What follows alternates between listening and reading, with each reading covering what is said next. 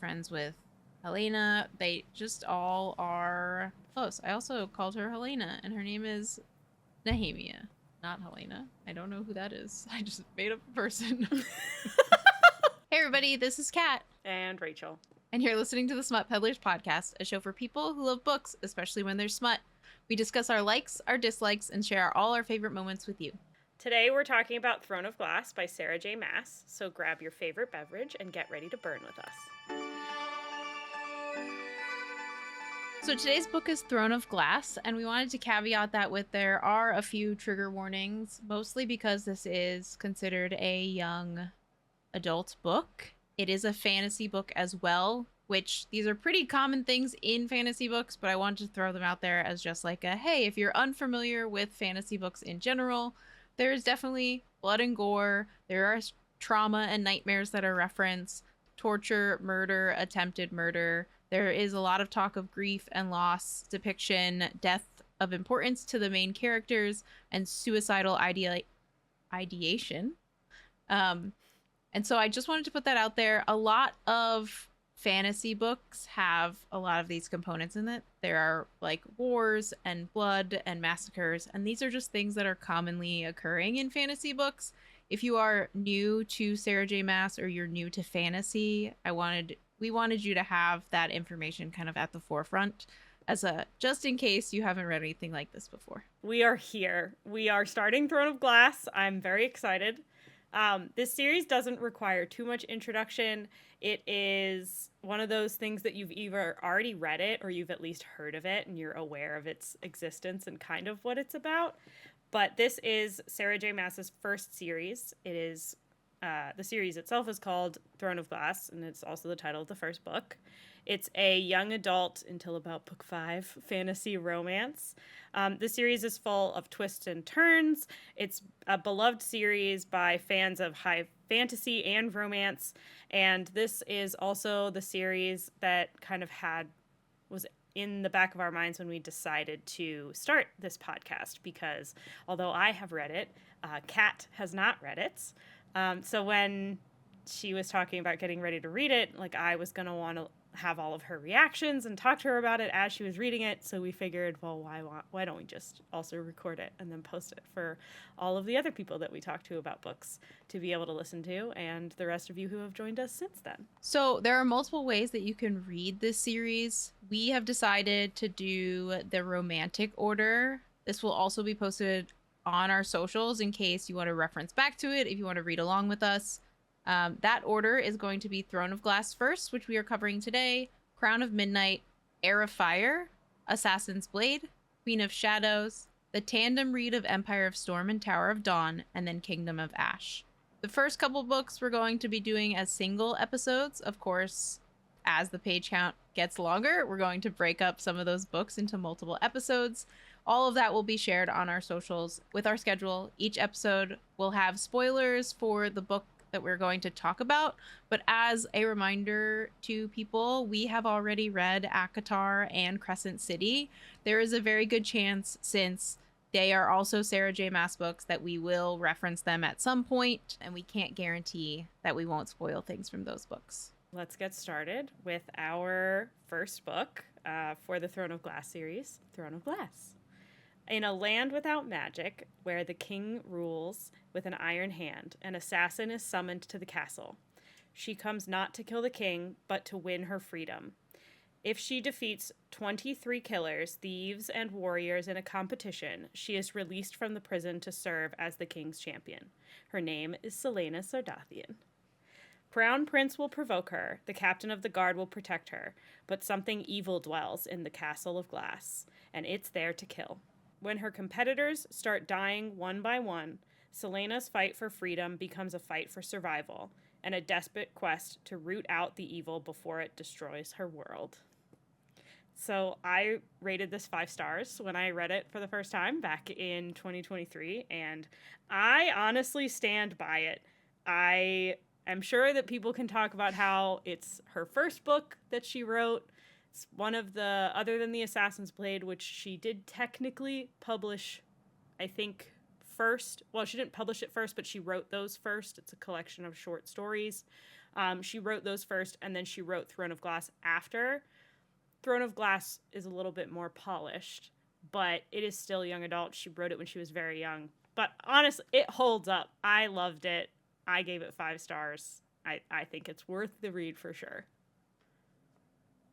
I gave the book 4 stars. As a huge fan of ACOTAR, I would say that if I'm looking at the 2 series side by side, granted I'm still only on the first book, the first book of ACOTAR, or A Court of Thorns and Roses, that first book really like sparked something in me, and I was like, let's go. Like this, everyone needs to read this. I don't care what people say that they don't like book 1. Everyone needs to read this.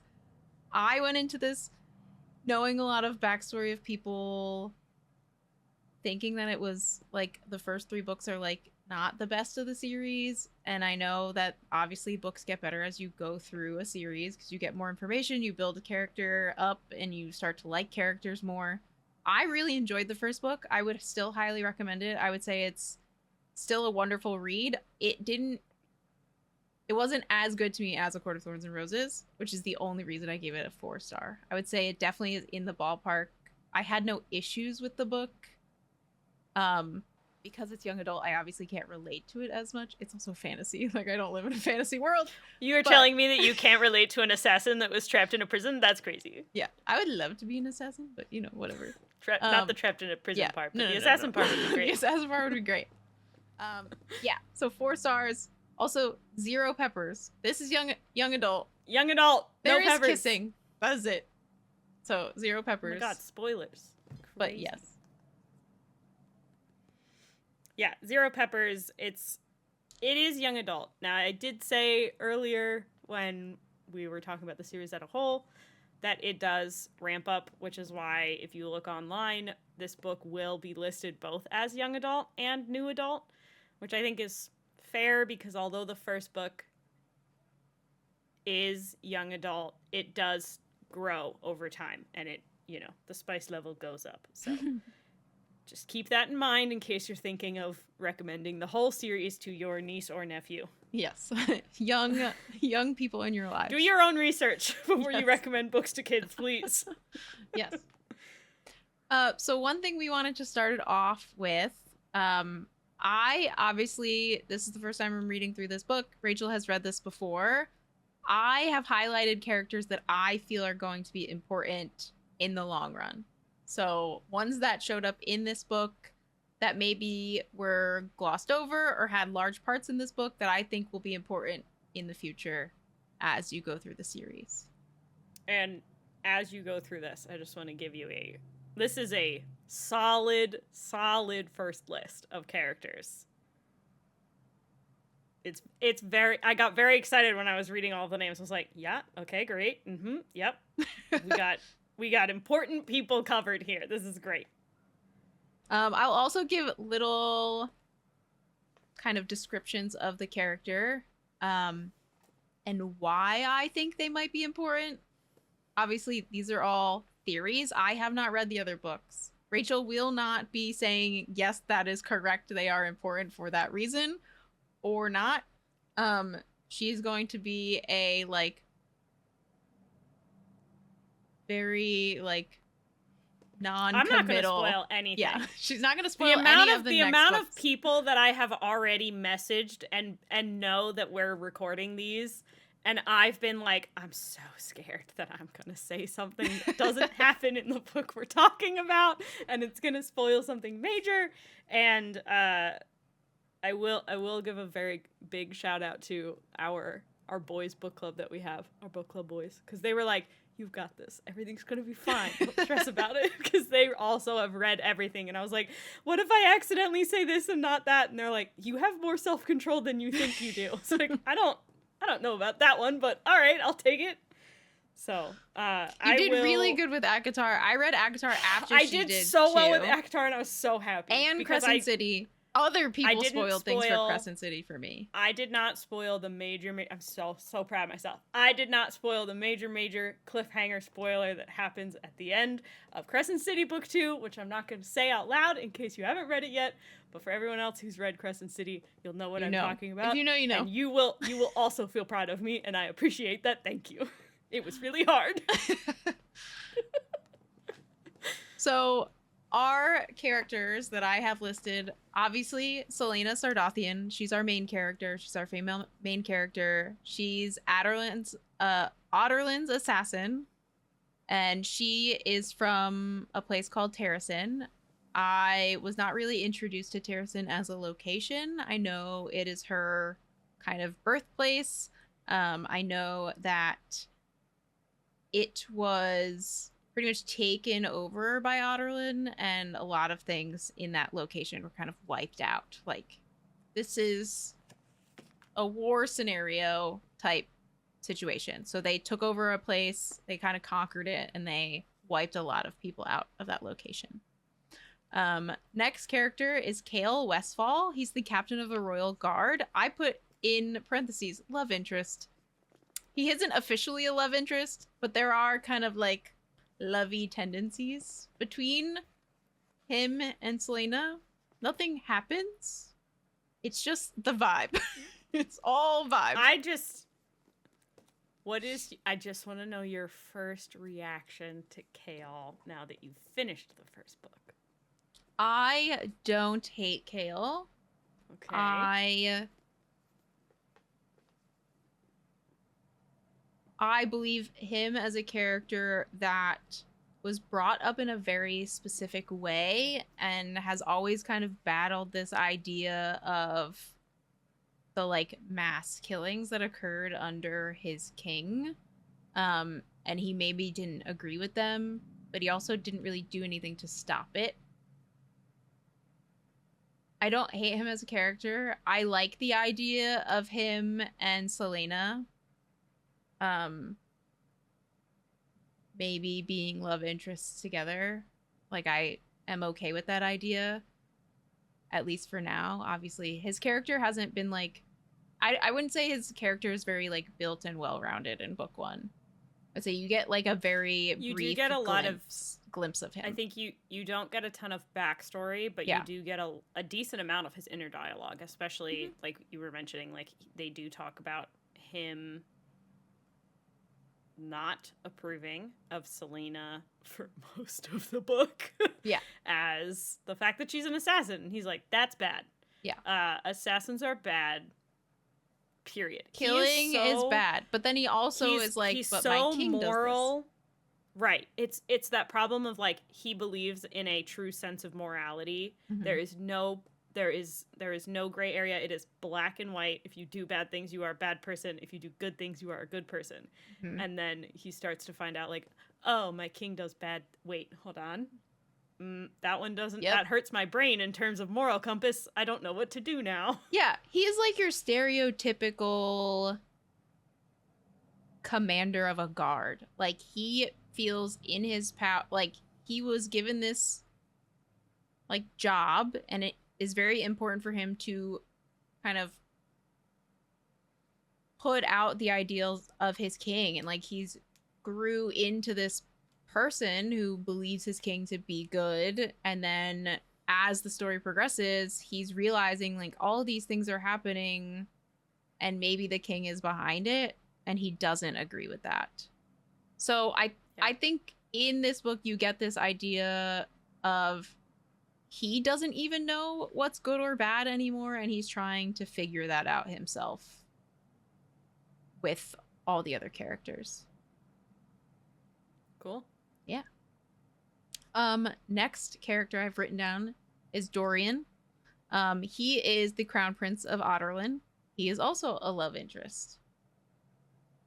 He is actually a love interest in this book, like what I would consider a true love interest. Unlike Kale, they actually kiss and have kind of like romantic scenes in a sense, like touchy-feely, hold hands, cuddle up kind of thing.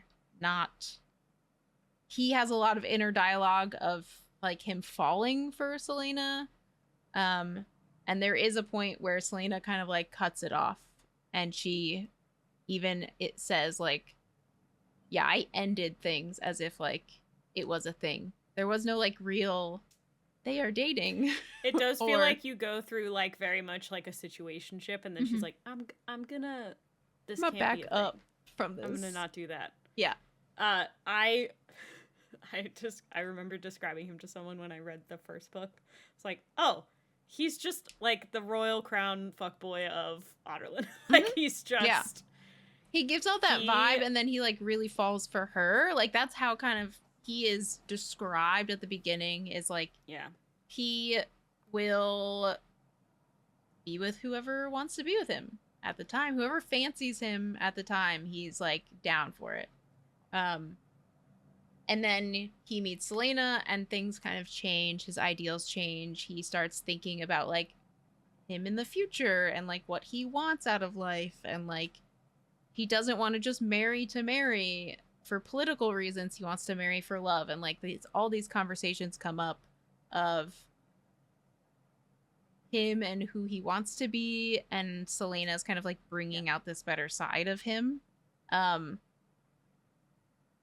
I don't know, he's not my favorite character. I like Kale more than him in just like a general sense character Okay. wise. I mean, Dorian is the other thing that's like I wouldn't say problematic isn't the right word, but can be let's say like hard to digest for Dorian, especially in this book, is he's so naive. He's like so painfully unaware of anything. And we're not even talking about like the same stuff that Kale goes through in his like, where is my moral compass actually pointing? I'm talking like he just doesn't know what's going on in his country politically. Like he stays in the castle, hangs out with all of the ladies that flutter around him at court, and like does not care to know anything. mhm.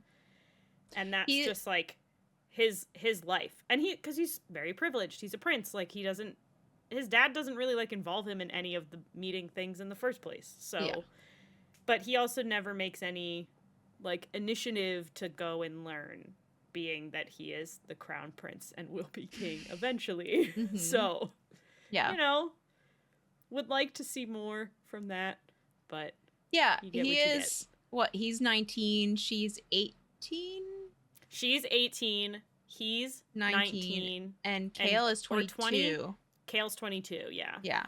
So, I think in general for To be their fair, they are all very ages, young. they are young. I think it's Selena, funny that who is at 22, 18, Kale is meant to be the responsible, like, yeah. adult character. Yeah. And I'm like, all right, well, He's 22 the isn't captain of enough, the but Royal Guard sure. at 22. Yeah. Just out of the character, it feels like Selena's interactions with Dorian are very like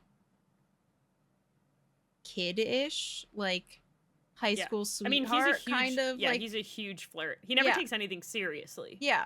And then her relationship with Kale, I feel like their bond is more over kind of struggles in life in general. Like they both kind of trauma bond almost in a sense that like he kind of understands what was happening at this camp and how she was being beaten and people are being beaten and he doesn't agree with that. That was the first time he ever went to Endover, was going to get her too. So like that's kind of where his like moral compass is saying like, "Hey, no, I don't agree with this and people shouldn't be treated this way."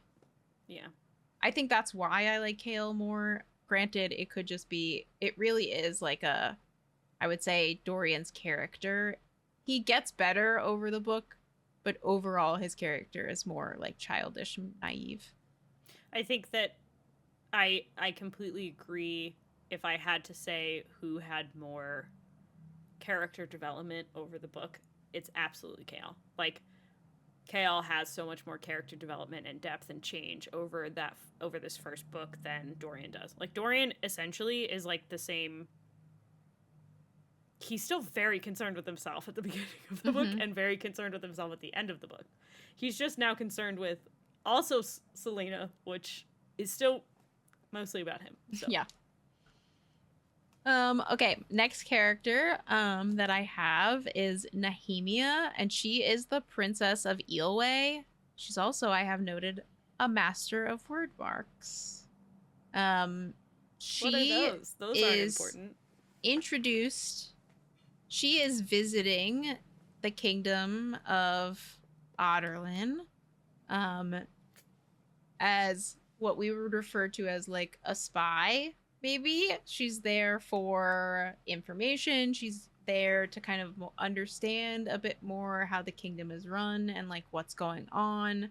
She knows that there's like not great things happening. She obviously doesn't agree with the king and how he is conquering worlds. Um, so she's kind of in there as I would consider her a spy for herself to know how to like most readily protect her people. Those first few people I would consider like your core characters of the book as you read through it. Um, there are obviously a lot more, but those are like the ones that are together all the time, like those first four. We do have a few others. So Arabin Hamel is the king of assassins. He was who rescued Selena. So part of her backstory is that her parents were killed when she was 8. He found her and saved her and then trained her as an assassin. That's kind of the backstory you get of him. I feel like he's going to be an important character as her backstory develops a bit more. You get bits and pieces, obviously, of her backstory in this. But he, I wouldn't say necessarily is like super, super important in book 1, but he is brought up on multiple occasions and kind of how he influenced her and how maybe he did some good by rescuing her and saving her and training her, but he also expected a lot from her as his quote unquote assassin once she was trained and ready to go. Next character we have is Duke Parrington. He is the cousin of the king and the Duke of Moroth, which is another location within the world of Throne of Glass. I have marked that he's a POS next to his name. I got nervous when you stopped after Duke of Moroth. I was like, you better read everything you wrote and not skip that bit. I don't like him. For anyone who's not aware, POS stands for piece of shit. Yes. He just is. He is manipulative. He manipulates everyone. Everyone in this book gets manipulated by him. The first scene we get of him is when Selena is brought into the throne room and she refuses to bow, and he grabs her by the back of the head and basically like slams her head into the ground. Yeah. So there you go. He beats women. Not great. Yeah. We don't like him. The next character who I think might develop more over time, potentially, Caltaine Rompier. She is one of the ladies of Otterlin. She wants to marry Dorian.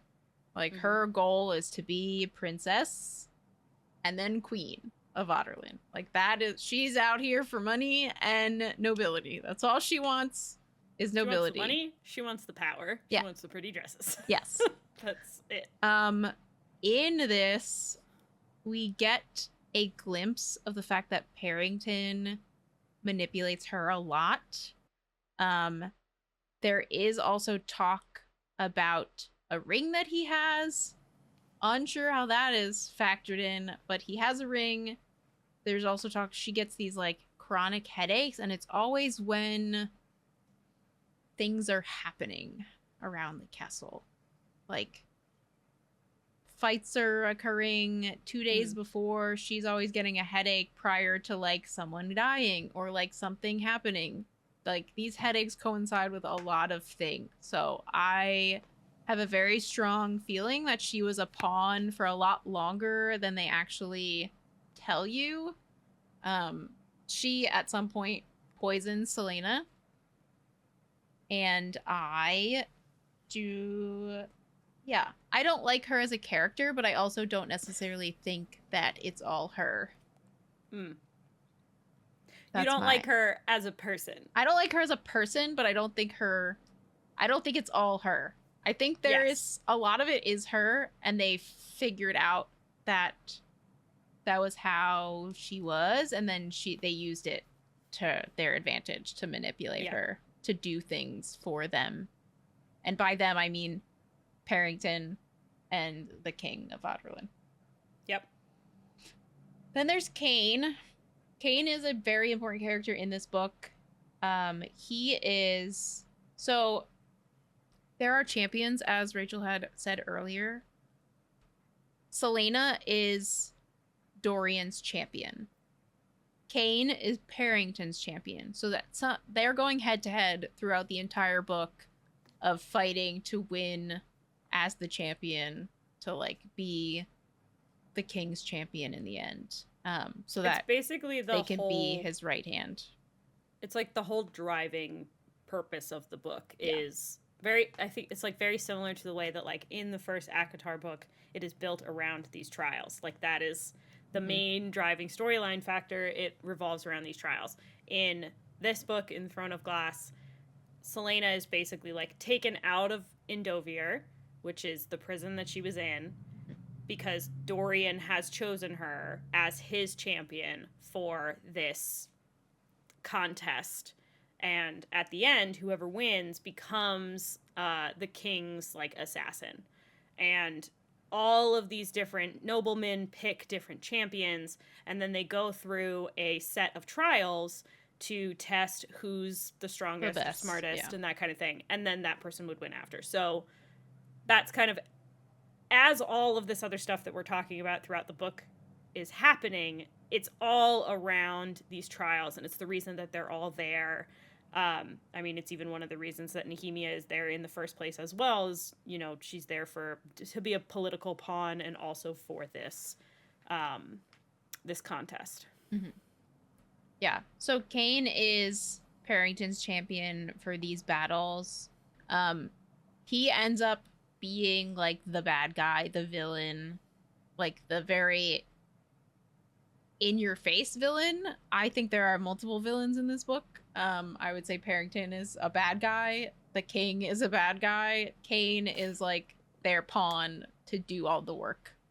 Like he pretty much is the one that is like going forth and doing all of the like awful things that happen. Yeah.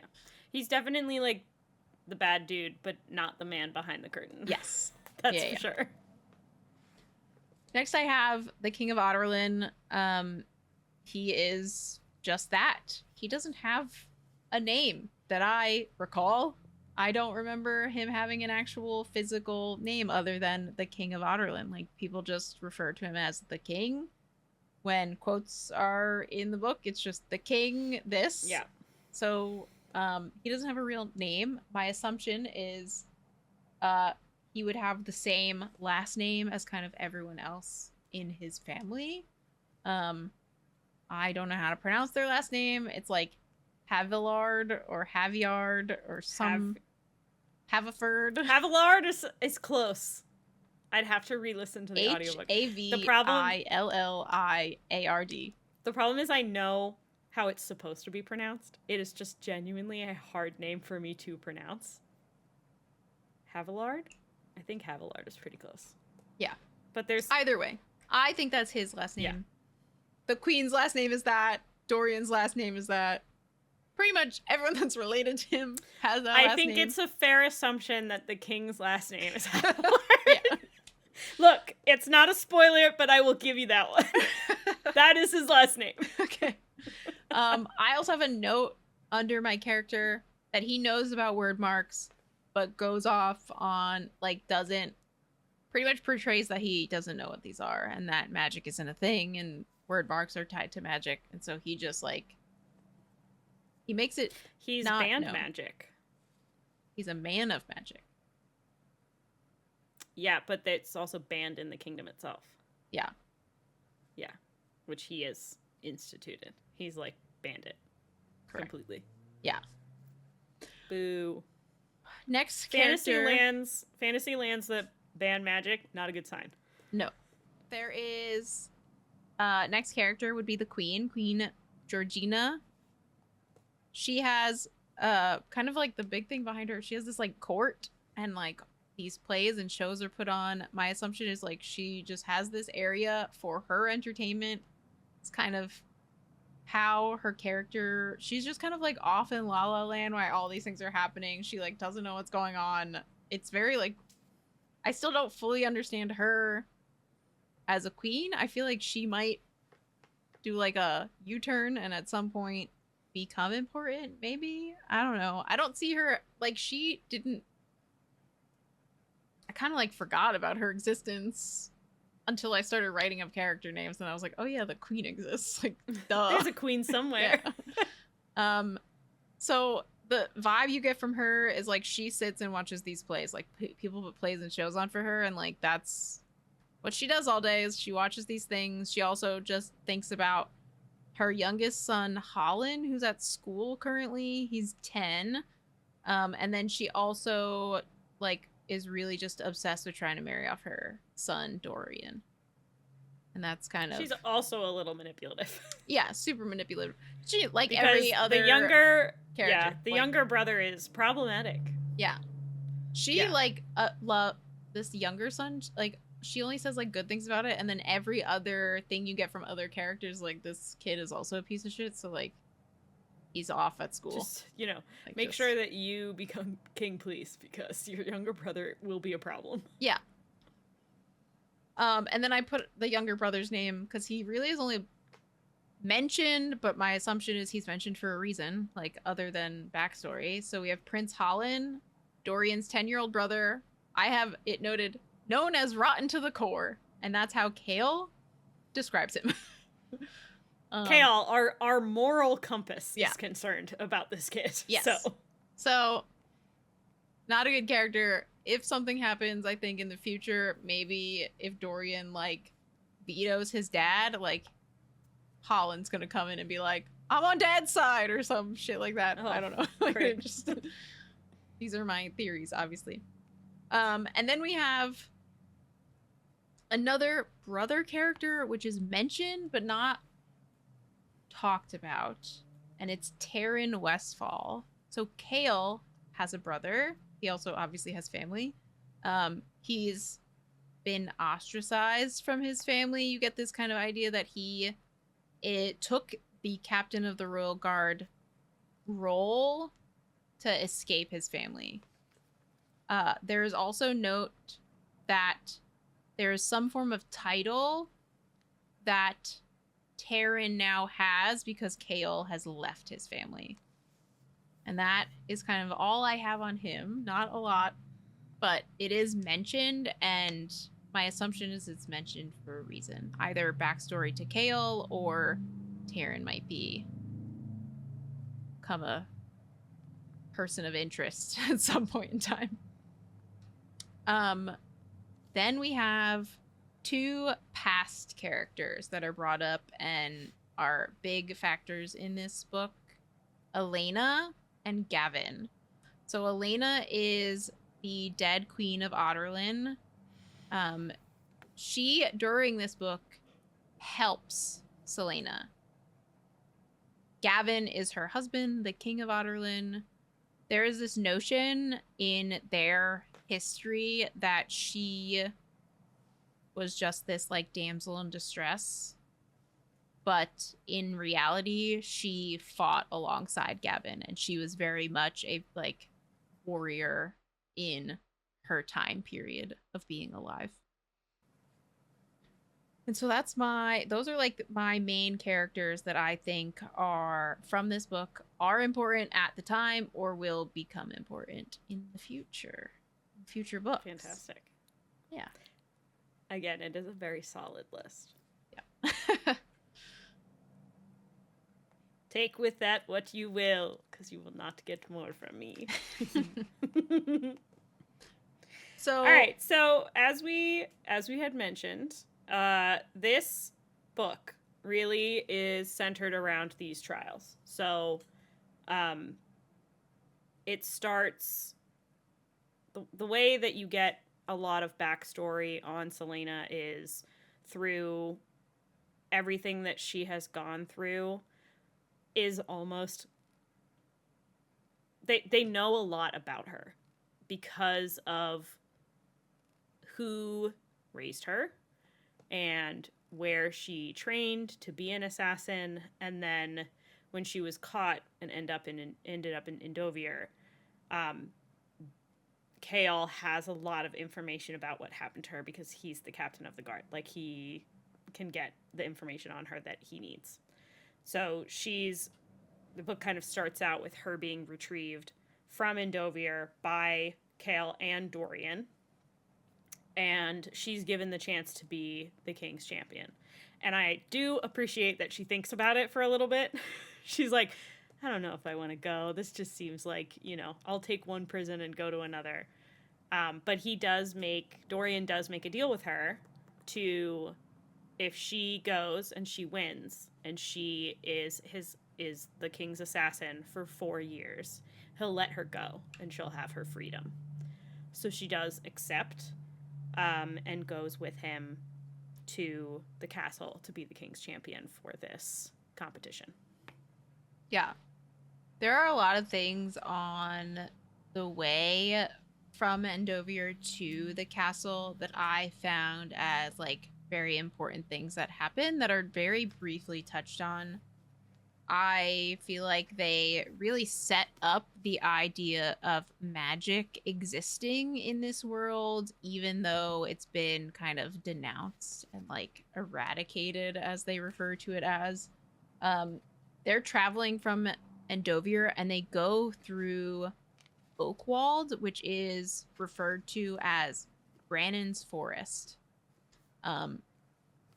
King Brannon was Fae, and all of Fae are considered wiped from this world. You don't know why. You don't really have that backstory of why magic no longer exists. You just know that it's been banished. And there's a quote from Selena that she says, I wouldn't be surprised if the trees still remember him, referring to that, like, magic is still in the trees and magic still exists. Even if we say it's banished, it's just kind of there, sitting on the side, kind of waiting until it's used again. Yeah, I think I like that setup a lot because it sets up the idea that although people wield magic, the magic is like it's its own element. It's not something that'll just go away. It's just if you're not going to use that element, then it's not going to appear. Mm-hmm. So it's still like a foundational thing. It's like physics, Mm-hmm. Like, it's there. It's just people aren't wielding it to do what they used to with it because it's been banned in their I mean, they'll end up in a place like Endovier if it happens to them, if not killed. Yeah. Part of their time through the forest, though, as well, is they sit and they talk about this a little bit. Like, the soldiers talk about it as being this, like, myth, like, that they've just been told as it used to exist, but they don't actually know. And Selena is very much like, no, I trust that this is a thing. Like, this is part of our history. And she is very verbally like, I will not say anything to piss off the beings of magic, which I think is really cool. And then there is like a small little interaction with her and magic. And when she wakes up in her tent, there are small white flowers that lay at the foot of her cot, and many infant-sized footprints led in and out of her tent. And I think in that, it was kind of the way of the like fairies saying, we hear you, we know you believe in us, and we believe in you too. Like, just this little, like, here's this tiny gift. I don't know, it felt like a little thing that she was acknowledging their existence, even though she had never really witnessed it. And this was their way of saying, like, we see you, we hear you, we know that you believe in us. And it was their way of saying, like, we do exist. Like, you're on the right path. Yeah.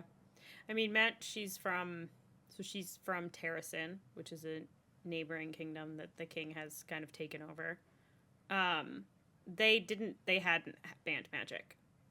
Mm-hmm. So it was still something that, like, she didn't have a ton of firsthand.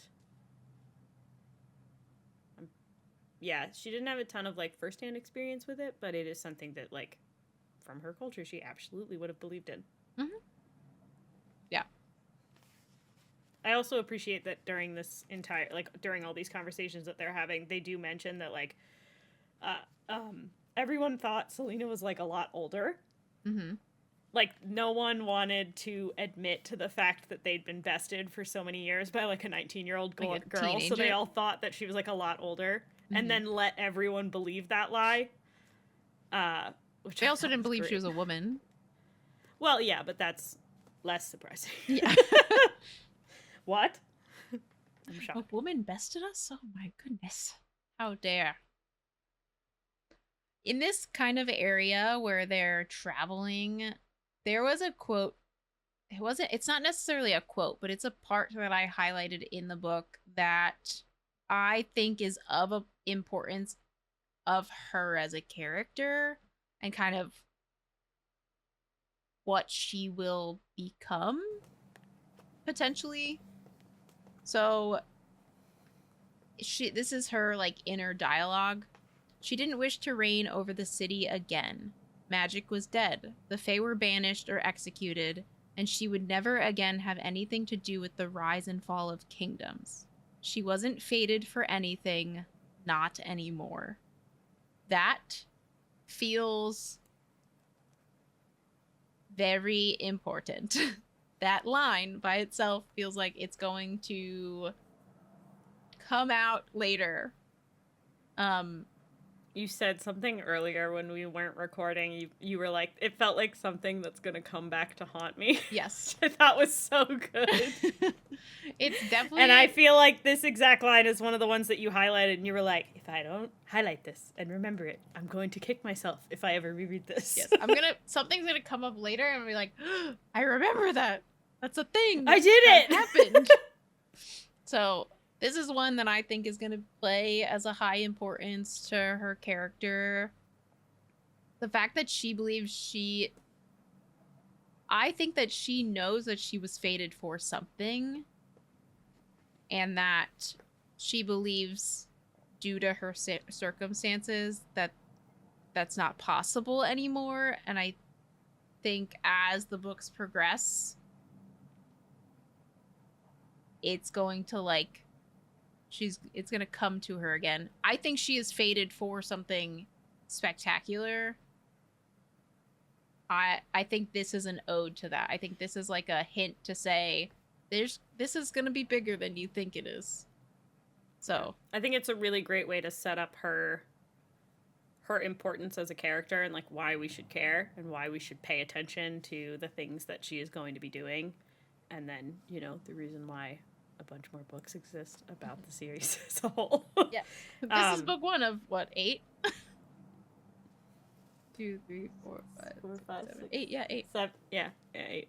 8 so 7 far. in the main and then a novella. Yeah. No, please, Sarah, just let it. I think she has even said, I'm pretty sure she did say somewhere that she's like, I don't think we're gonna write any more of Throne of Glass. Throne of Glass is done. But she also sends stuff and then does whatever she wants because she can. So, you know, honestly, I'd buy it. I'd read it. Yeah. That's the problem. She could write anything, I'd read it. But I'd really like it to be the next ACOTAR book, please. Yes, more ACOTAR. Can we get that next, please? So they do their travel. They make it to the castle. There's a lot of talk about the castle being made of glass. It is throne of glass. He is a throne made of glass, the king of Otterland. The throne's made of glass, the castle's made of glass. I don't know what his obsession with glass is. He loves glass. I don't fully understand it. Pretty much anyone of sane mind in this castle has some issue with the glass. It is brought up. Selena, it's the first thing she goes, I don't want to be in any section of the castle that is made of glass. That sounds terrible. Like, what? Who thought that was a good idea? Nehemia also makes a comment of, like, people are out of their mind for being in this glass castle. Like, what? even is this? Dorian refuses to stay in the glass part of the castle. He stays in like her rooms are also in the like old part of the castle, which is made of like stone, but so is Dorian. Like Dorian refuses to like be in the glass section of the castle. Kale doesn't really talk about it, but my assumption is he also isn't like too thrilled about glass castles as a He can't speak protector. badly about his king, so we'll never know. Yeah. So this glass castle thing is very, I think is gonna, I don't know, maybe her end goal is gonna be to shatter all the glass. Be delightful. Would be sick. Mm-hmm. If you have a glass castle. Just a little think. Just crack it all. Just, do the throw stones at glass houses situation. Yeah. This is kind of when they first arrive. She obviously talks to Dorian a bit more. It's where their like flirting begins.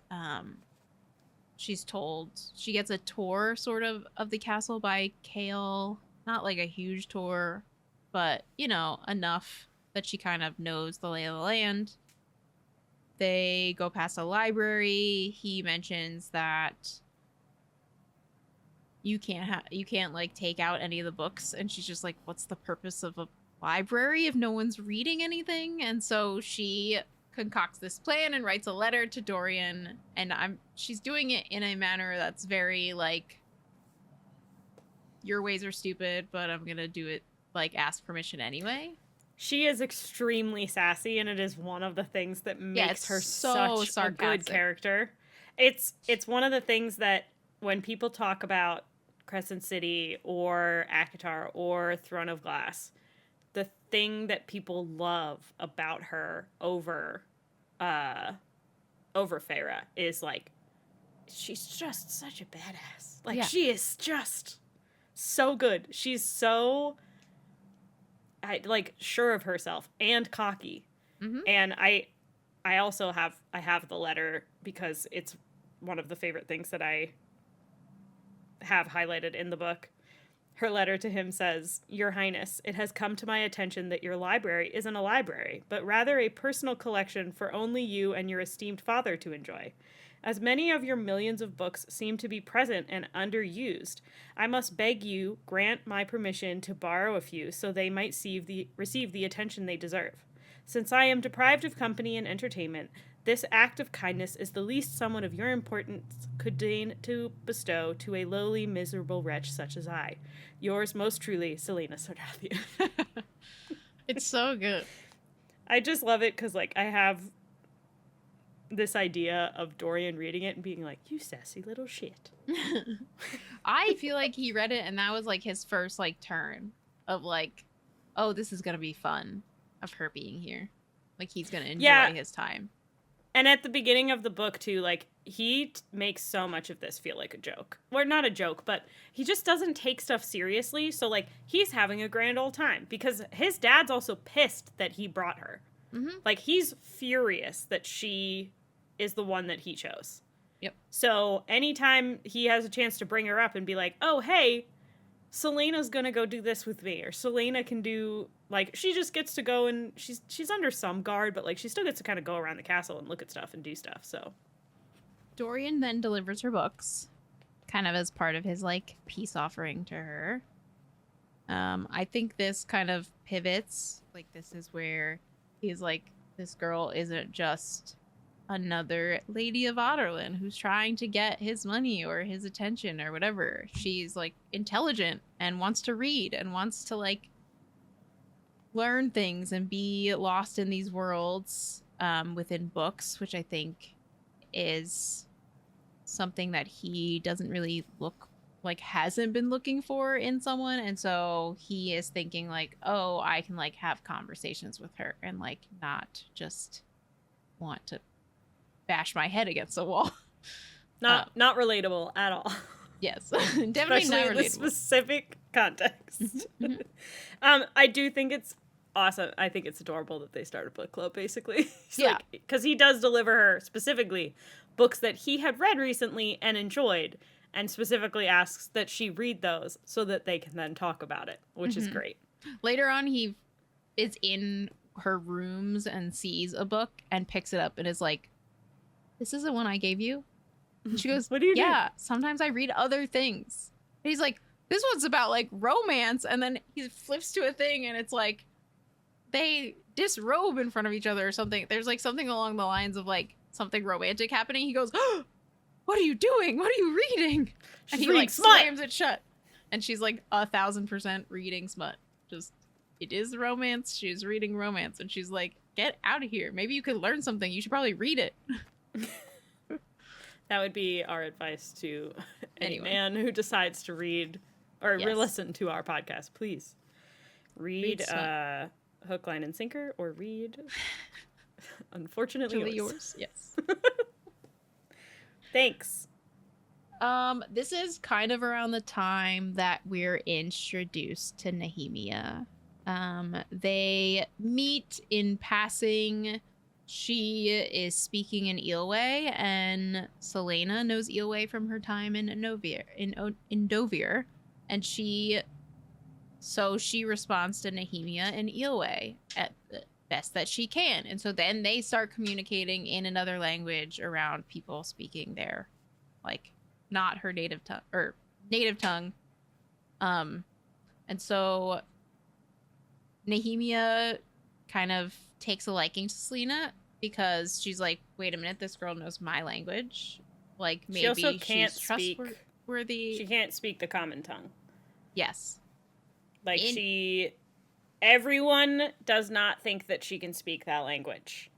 Now, Yes. it is later revealed in the book that she can speak the language and been fooling everyone this whole time. Yes. But it's a brilliant political strategy because, again, she's there basically as a political pawn. So her country is under attack by the king, and she's basically sent there to try to broker for peace, to be there as, almost a bargaining chip. And she does try, but she plays her cards so well. She pretends not to speak the language. People say a ton of stuff around her because they think that she does not know how to speak their language. But it is the main thing that bonds her to Selena in the beginning, because it's the only person realistically that she can even pretend that she can have a conversation with, because they can talk in Eelway. Yeah, outside of her guards. Yeah. Yeah, outside of her guards. Because she is there with guards from her own country. But it's different than, being able to do girl talk than, like, the people who are supposed to guard you, protect your life. So they kind of bond over that. Nehemia asks Selena to be her translator and to be her tutor to teach her the native tongue. And that's part of... You find out later that she obviously knows the native tongue and is using that as, like, an excuse to kind of get people talk around her, not thinking she understands it, and she does, so that's kind of good for her information-wise. People will say a lot of things if they think you can't understand them. As you probably know in the real world. That also happens. This is also one of the first things that, like, really annoyed me about Kael, is, like, Kael's completely against it. Like, yeah. She's a princess. You can't hang out with her. You're an assassin. He's like, she doesn't know that. Well, and Nehemia's like, I don't care. Like, go away. Yeah. Like, I want to talk to her and hang out. So you find out later that, like, he says this in their native tongue, and then she obviously understands it. She understands that Kael's like, you can't hang out with her. She's a princess and you're an assassin kind of situation. And so in that moment, Nehemia doesn't care. She's like, no, I want her to teach me. Like, I want her to be my tutor now. I will come to you an hour before dinner every day and we'll do, like, tutor lessons. And this is kind of how their friendship starts. Another thing that we should mention is that since Selena was the assassin that everyone had kind of been trying to catch, and they didn't want anyone to know that she, this 19-year-old girl or 17-year-old girl, I can't remember, was the person who had been, like, evading them like crazy. She's going by a different name the entire time that they are having, like, this whole conversation. So she's going by Lady Lillian, So on top of the fact that she's like not 100% aware that like Selena is this crazy assassin, she also doesn't know that she's Selena Sardathian specifically, that she's been going under Lady Lillian, which is one of the other things that like really drives Caltaine to like screw with shit in general, because she thinks that she's a lady and that she in some way could be threatening her potential marriage to her potential courtship with Dorian. Yeah, with Dorian. Her non-existent potential courtship. Yeah, her definitely not in her head courtship. Yeah. She believes it's a thing. No one else not creepy at all. believes it's a thing. Everyone thinks she's paired off with Parrington. So Parrington is really pushing for it though. Yeah. Parrington is very into the two of them being together, which is weird. It's we don't weird trust dynamic. Him. Yeah. One of my favorite scenes, not necessarily favorite scenes, but one scene that stands out, is when Nehemia and Selena are walking in the garden. This is when you're introduced to word marks, which become very important in the book and will probably be important going forward in all books, or at least a few of them. It is the first scene that you see Cain interacting with word marks. He is kind of perched up like a gargoyle up on like something, and he's like not suspicious. Got dirt all over him, and at no point does anyone think this is suspicious except for me as the reader being like, Cain, what the fuck are you doing? No Why? guards. No guards. All the guards are cool with it. He's just up on this ledge, like messing around in the dirt. Like he has dirt in his. He's described as having dirt in his fingers and all over him because he's like digging out these word marks. And you're like, sir, are you okay? And not a single person is concerned with this. And I'm like, why? Clearly, and in this moment, Nehemia describes what a word mark is, says that they're part of an ancient religion that died long ago, and to stay far away from them, to avoid them. Like, don't think about them, don't look at them, don't, like, they're bad. Stay away from them. Which is obviously an omen for the book. The word marks play a huge part. Cain becomes part of the word marks being a huge thing. You'll learn later. And so does Nehemia, but in different aspects. She tells her to stay away from the word marks. But Correct. She does... The circle of protection that she draws under her bed, aren't they word marks? Yes. Okay, that makes that genuinely funnier. Because Nehemia, like, is, like, ends up, like, trying to protect her. And she draws a circle of word marks under her bed to try to protect her. And Selena, like, gets stressed out about them and wipes them away. Mm-hmm. And then when it's later revealed that Nehemia was the one that was drawing them, she, like, gets all pissed at her for continuing to wipe the word marks away all the time. And not because she had to keep redrawing them. But she's the one that tells her in the beginning of the book to stay away from the word marks and that they're dangerous. Mm-hmm. Yeah. I've completely I forgot that she told her to stay away from them. That's really funny. Yep. So Nehemia, you shot yourself in the foot. Yeah. At this point, Nehemia you made your life difficult. Knows that something bad is happening, and she knows that it's tied to these word marks, and she's trying to figure out, because she is, as I said earlier, a master of word marks in Eelway. Like, that is her, like, her family's knowledge is of word marks. And so she knows how to wield them in a positive light. Like everything, you can yield it in a negative light, which is what's currently going on. And so she's there trying to figure out a way to, like, prevent anything bad from happening. So she's really, like, every night out here just fighting demons, trying to get them to not kill everybody. And she's go back.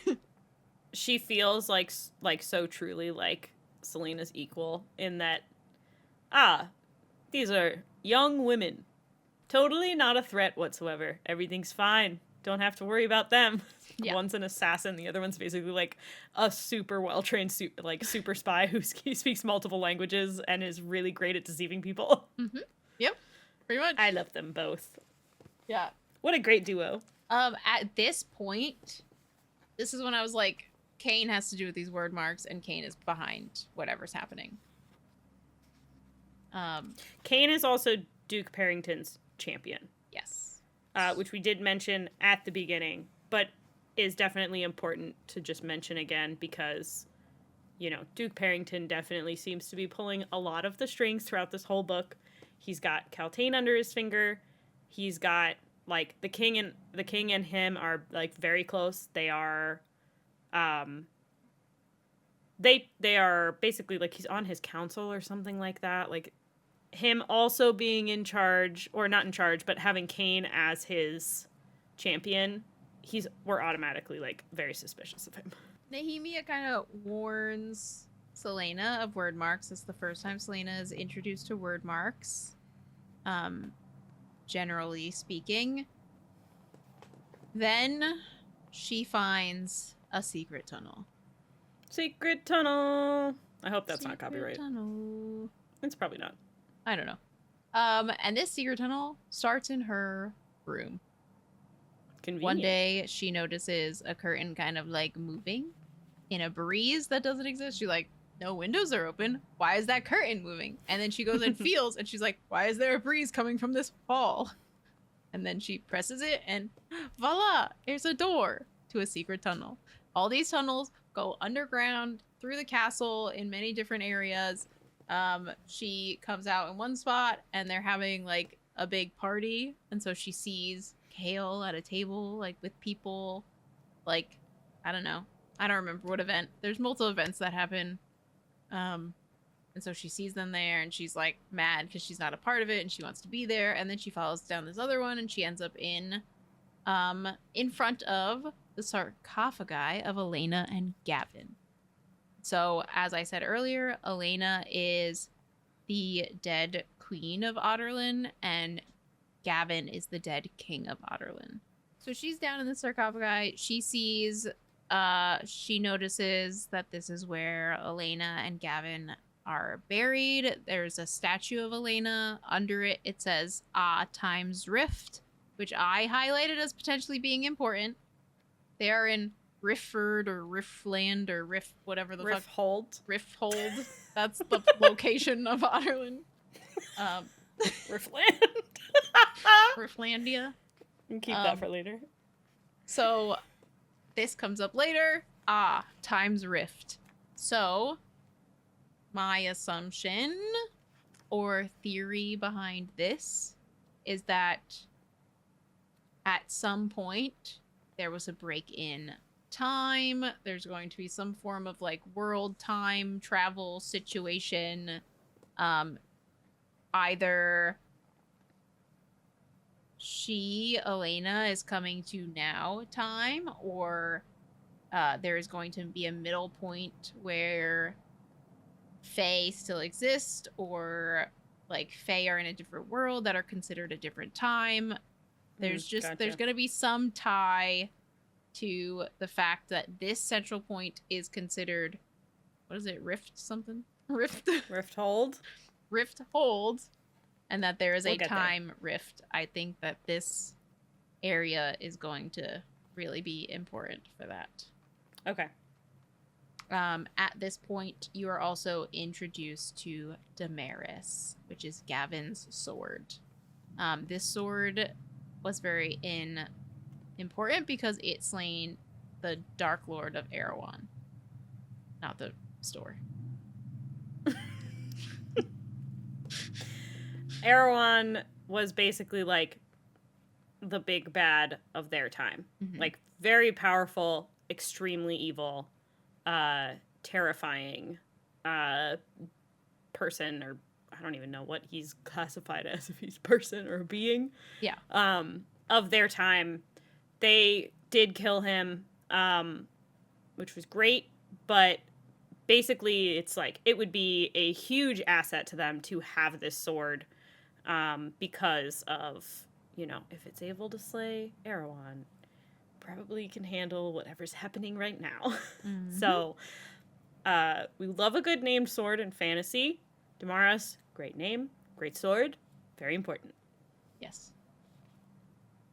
At this point, she leaves the tunnels. She goes back to her rooms. She believes that she is kind of trespassed in this area of like importance. She thinks it is degrading to just be in the tomb of these honorable people. So she leaves. She makes the decision to leave. In that time, she goes back to her room, obviously.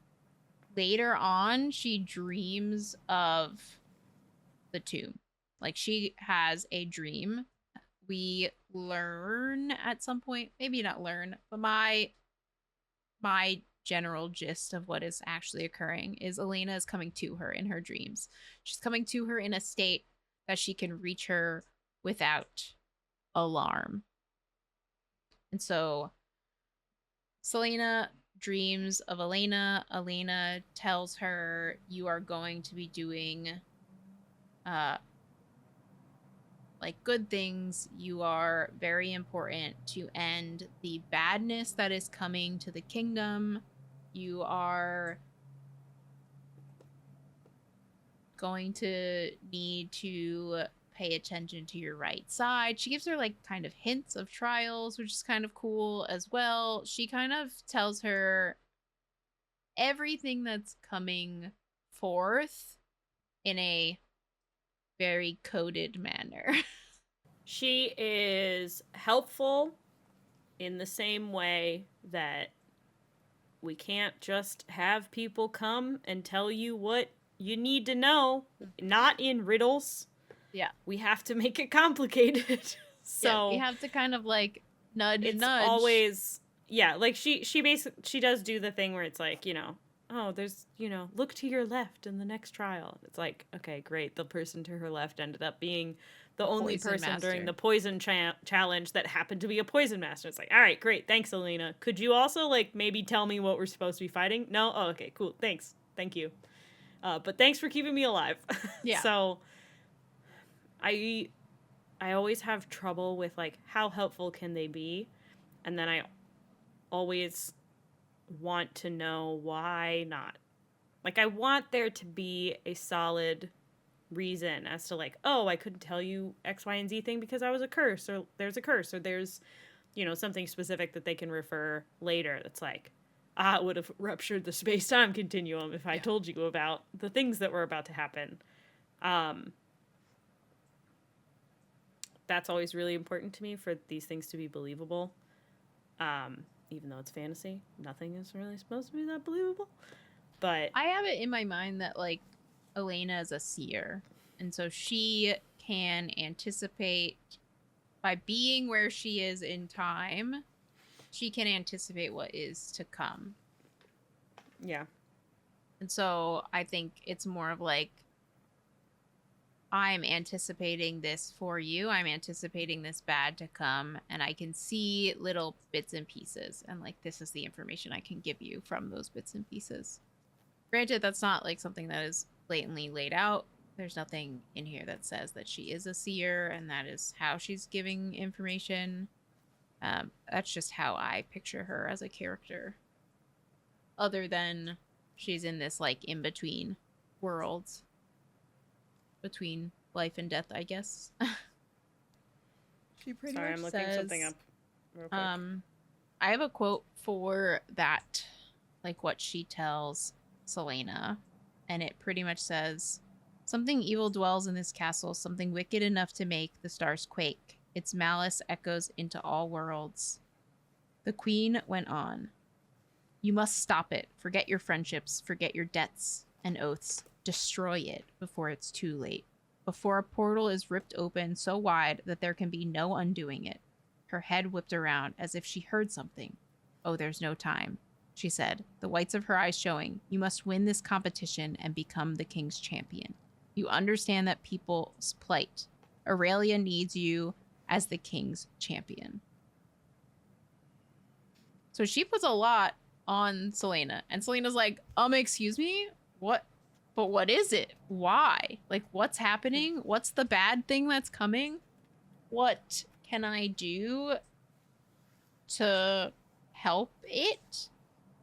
They also heard at this point, she hears something, and Elena says they're coming. And then Selena hurtles herself back to her room and then saw only her bed before everything went dark, which is her, like, coming back. Like, so this was all part of her dream. And so it was as if in her dream she goes to this, like, in-between time to meet Elena. And then there's bad things happening in this in-between time that Elena is fighting in the background while Selena is kind of just navigating these trials that she's a part of. So as all this stuff is going on, there are champions dying. And no one knows. The champions are dying, and everyone's kind of stressed out about it because if there's 23 champions and someone has to finish in the end, someone is trying to manipulate who's winning. Yes. And they're dying in very gruesome ways as well. So, like, not at all good. Not like a person killing another person. They're dying like a one of them literally gets eaten. Yes. Part of the thing is that part of the backstory of the things that are occurring is that their blood is smeared everywhere, their organs are removed, and their brain is eaten. And that is part of what is described for every person that is killed in this gruesome manner. It's like their body is shred to ribbons, their insides are eaten, their brain is eaten. And those are kind of like the points that keep coming back at every scene of these murders. So you're set up, you see there are champions that are being murdered. You get to around chapter 30, and it's the first time that you're being introduced to how these murders are occurring. So you get kind of a general idea. You know that the bodies are being mauled.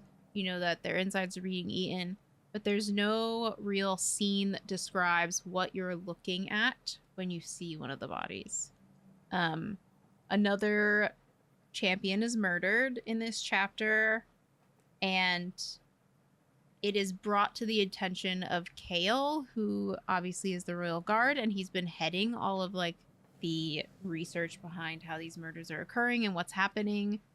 And so this is the first time Kale has an olive branch to Selena, I would say, or one of the first times. This one is a pretty important one. He's pretty much saying, I trust you, because he invites her to go with him to the scene of the crime.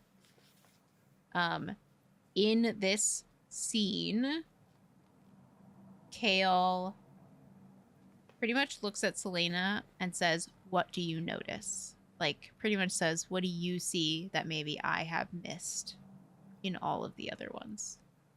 And so this is where things get a little bit gruesome.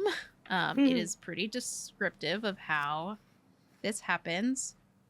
And so it is one thing that confuses Selena is how close the body is found to very distinct claw marks in the ground. She also notices that the claw marks do not have blood in them. So they were utilized prior to the mauling of the individual. She also notices that there are slices on the back of the person. The champion is Varen, on the back of his, like, at his Achilles. So pretty much he could not run away. And so that is very important. And they are like, how did he why did they get so close? Later you realize that it's because Cain is behind all of it. Cain is the one who is summoning these demons, these monsters.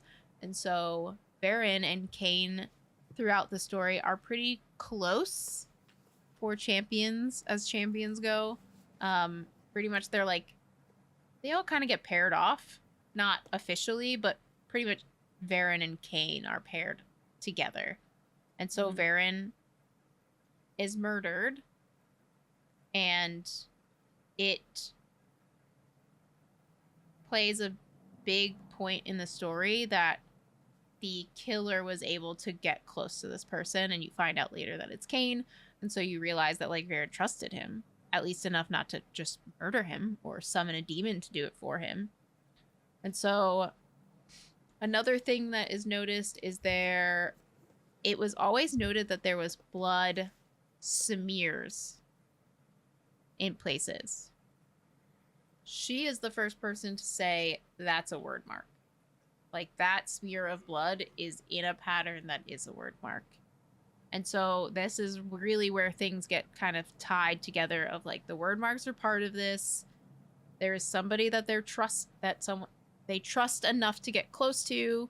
There is a creature involved because there are claw marks on the ground. And like this is the information they're given kind of from this scene. I think this sets up kind of a large portion of Selena's now research that she's going off and doing to try to figure out what's going on. And she's doing it a lot on her own. She's doing it on her own. She doesn't bring Nehemia in. At some point, she believes that Nehemia is on the bad end of this. She thinks like, oh, well, they trusted the person, so maybe it was Nehemia. So like, there's a point she gets very suspicious of her. Yeah. At that point, I was screaming like, "You're stupid! This isn't a thing! Like, stop! Like, stop trying to put a left turn here! Like, it's not her." I was like, "If anything, it's Caltaine." Like, fuck that. I hate it. Yeah, I mean, you know, if you're gonna pick one, we definitely would prefer it to be Caltaine. Yeah. This is, and it's also during the time when like Nehemia hasn't come clean to Selena about like who she is. So this is kind of how they get to that point where kind of they lay out who they are like on the line to each other. Because Selena starts distancing herself from Nehemia, and Nehemia like is very upset and kind of confused as to why it's happening. And then when it is they finally kind of like get back together, get back on the same page, I thought it was so sweet. She's like, "I missed you." Mm-hmm. Yeah. Which was so nice. She's like, "I didn't understand why you weren't talking to me anymore. And I just missed our friendship," which I thought was so sweet. Yeah, I love Nehemia so much.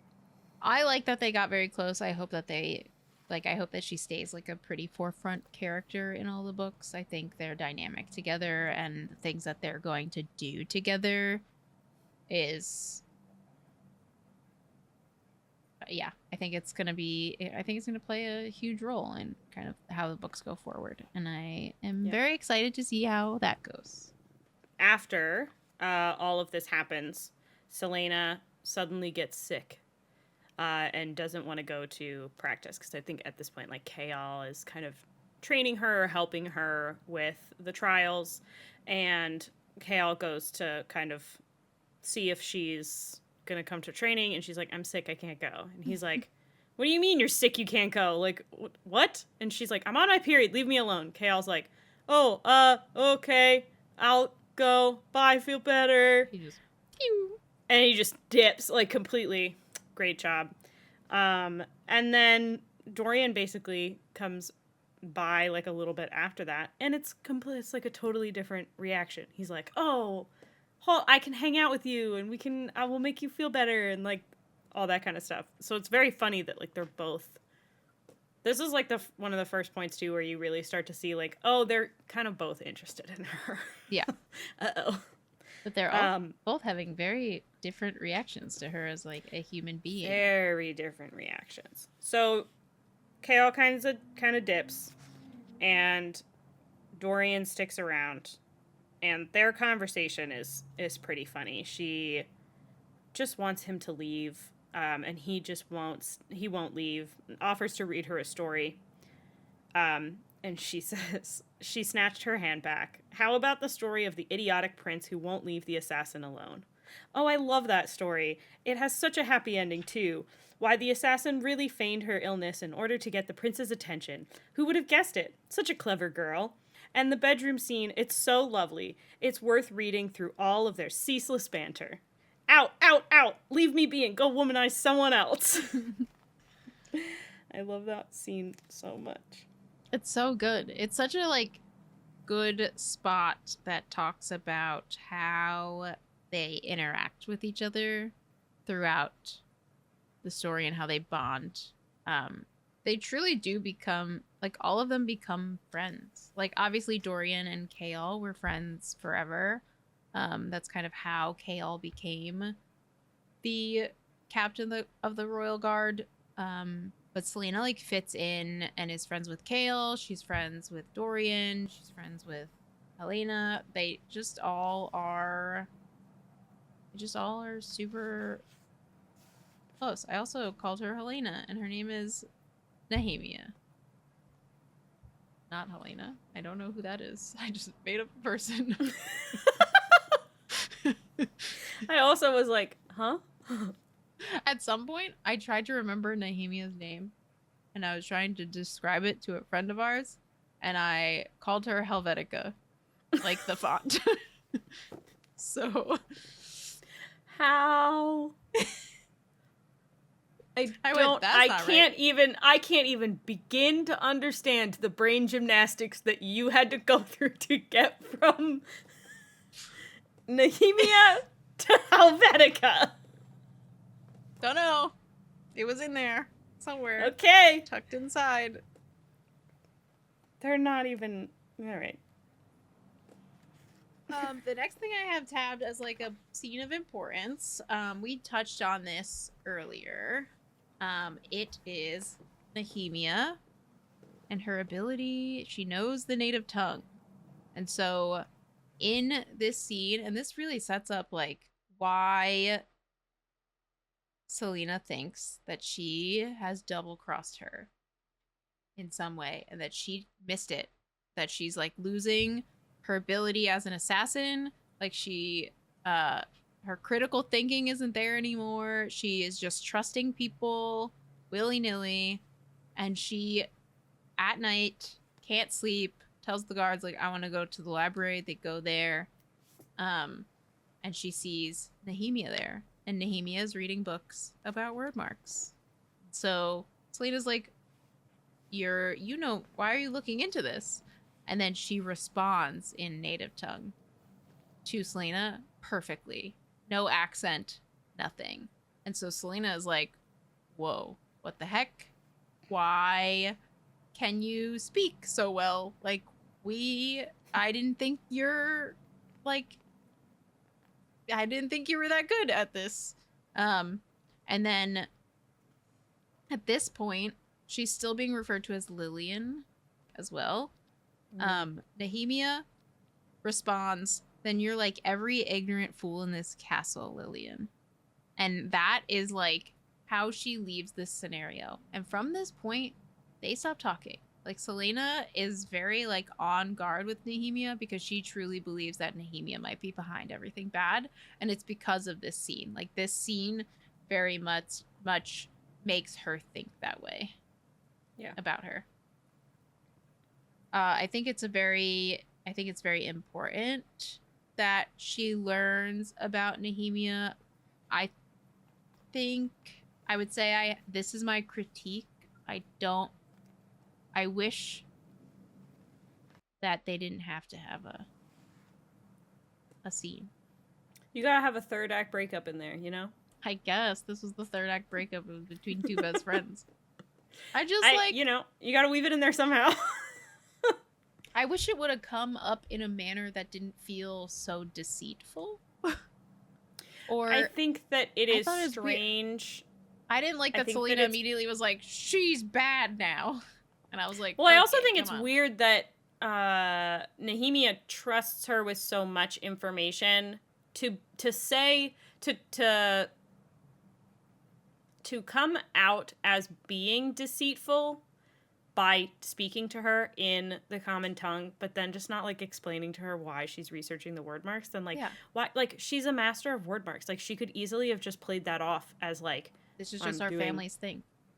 I'm doing more research on the thing that I like to do, because that's, like, she obviously knows about word marks. She's established that thus far. She's like, I don't know, we saw word marks earlier. Like, I was looking into word marks. It's like, yeah, okay, I couldn't sleep, and I just found this book. It might be late at night, but cool. Like, she can work around that. And instead she's like, well, I'll just reveal a big lie that I've been keeping instead, and then also make you, which is absolutely going to make her suspicious. Yeah. So it felt weird. Yeah.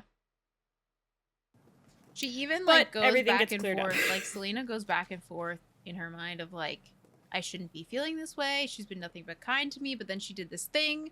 But like, is it because I just have been lonely and I miss friendship? Or like, should I actually trust her? Is she actually trustworthy? So there's just this like big back and forth, but like in Selena's dialogue, like internal dialogue of she doesn't want to believe that Nahimia is bad, but she kind of does. So she like watches her a little more closely, but it also stops like seeing her on a friendship level. Yeah. So in that time that they are not friendly to each other is when she goes back into the tunnels and she hears sounds in the tunnels. She hears whispering. She hears chanting in the tunnels. And she stumbles upon Cain. And Cain is sacrificing, doing whatever Cain is doing. He cuts himself and like smears blood everywhere and does word mark symbols and is like Jimina Hamina Hamina Hamina, and then Spooky shit. Yeah. Then a Ritterak appears. Cain hears Selena and realizes, oops, I've been caught. But that's fine. I'm just gonna have this Ritterak kill her instead. It's a little too early, and I didn't want to be like on You're the ruining nose. my plans. But he's like, I guess you'll die now instead. I won't kill you later. So a Ritterak is basically like it's supposed to be like a werewolf type thing. Like it's definitely the beast that had been killing all of these things, and like this is when it's revealed basically that like, as we have suspected, Cain has been doing something to, like, he's been the one that's behind it, and now it's like confirmed that Cain has been summoning the Ritterak, which is this beast that goes and has been committing these murders. Yeah. You also get a taste of how it's been happening. So Cain doesn't have full control of the Ritterak. He can summon it, but he can't say, oh, go kill this person. And he doesn't necessarily know what happens after they kill a person. Because he locks that person in the room with the beast and then dips out. And you realize that because he slams the door and like barricades it. Pretty much barricades her down in the tombs with this Ritterak. And so in her escape from it and her fight against it, Elena is kind of in the background. Elena's our like ghost. She came to her in her dream.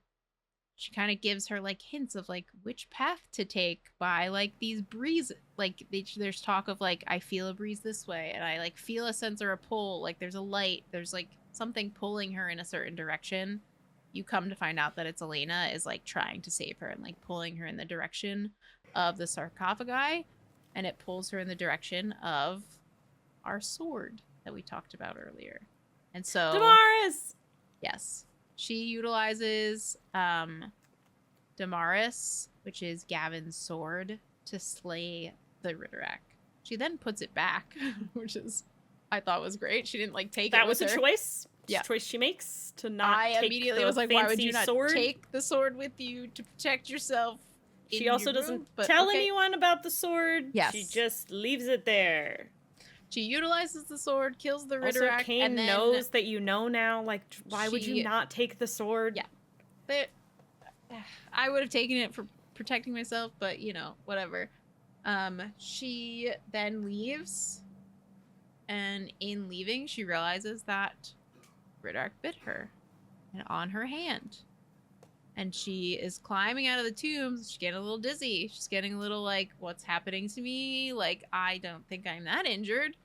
And turns out the saliva of the Ritterak is poisonous to her body. And so she's gonna die anyway. Like, it didn't matter that she killed it. and that it didn't actually like do any real physical damage to her because of the poison that is in its saliva, its teeth, whatever. It's gonna poison her and she's gonna die. By the time when she gets back into her rooms, Nehemia shows up, and kind of plows through and does word mark magic and pulls the poison from her body pretty much and heals her in some manner. This is the first taste that you're getting that like Nehemia's good. Definitely not bad. She then asks like, "What is the what did you run into?" And like she's out of it, so she passes out. Like, is put in her bed. Like Nehemia plays it off as like, "Oh, she just isn't feeling well. She isn't feeling well," and then like she's good after like 2 days. But she like mostly sleeps just to like sleep off this poison that was in her body. Yeah. This is roughly and then they around the become same friends time. again. Yeah, this is roughly around the same time that she had her period. So like Dorian and Kale are also thinking that like, oh, this is just going on a little longer than normal. So like They're men. They don't yeah. understand. It's fine. They're Easy to like, fool. she just needs rest, so that's fine. It's the easiest deception Nehemia will have to do in the castle. Yeah. She is not. She's left with scars on her hand though, and they are noticed by people. Like Dorian notices them. Kale notices them. Kale is the only one that kind of like makes a remark about them. Of like, hey, you didn't have those scars before, and she's just like, it's nothing, and hides her hand. Which, surprised he didn't press a little bit more on that topic, but you know, whatever. At this point, Selena then they become honest with each other. So Nehemia admits that like she knows a lot more than she's been leading on to. Selena then offers the knowledge that her name is not Lillian. She is Selena Sardothian, and she is Otterland's assassin. And Nehemia is pretty much like, names are names. Like, I can give you a name if you want, a different name. And Selena's like, you don't care? And Nehemia's like, no, I got bigger fish to fry. I don't give a shit about that. Like, yeah, sure, whatever, cool, great, awesome. I think it's really cute that Nehemia gives her a name as well. She gives her a name instead. It's so beautiful. I thought that was names are not important. It's what lies inside of you that matters. It's so pretty. The princess traced a mark on her hand, her fingers pressing into Selena's skin. You bear many names, and so I shall name you as well. Her hand rose to Selena's forehead, and she drew an invisible mark. I name you Elentia. She kissed the assassin's brow. I give you this name to use with honor, to use when other names grow too heavy. I name you Elentia, the spirit that cannot be broken. It's so pretty. So I'm now just tying that maybe Nehemia gave her the mark that is on her forehead in the end of the book. That would make sense. Mm-hmm. Because she does put a mark on her forehead. That when she gives her the mark. I mean, she traced a mark on her hand. No, it says her forehead. Well, it says her hand rose to Selena's forehead, mark on her hand. She drew an invisible mark. Yep. Yeah.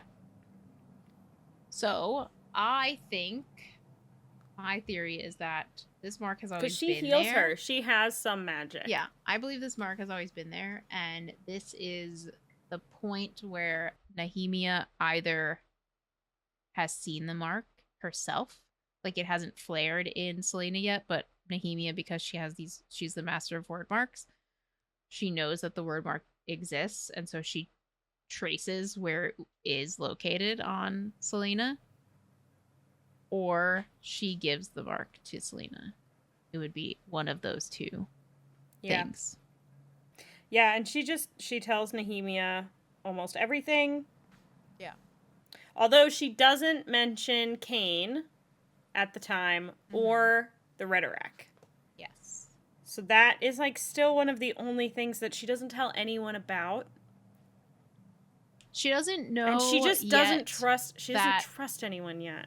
She doesn't know yet that Nehemia is practicing with the word marks for good until that's still a thing that Nehemia also is keeping to the side as well. So like Nehemia has admitted to knowing about the word marks and knowing that something bad is going on, but she has not admitted that she is counteracting all the bad currently to like She's save also everyone. thinking then like it's fine and everything's over because she killed it.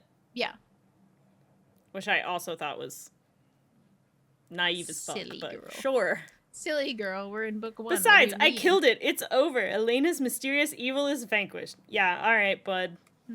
That was definitely You saved the whole kingdom and all of the world by killing a Ritterak.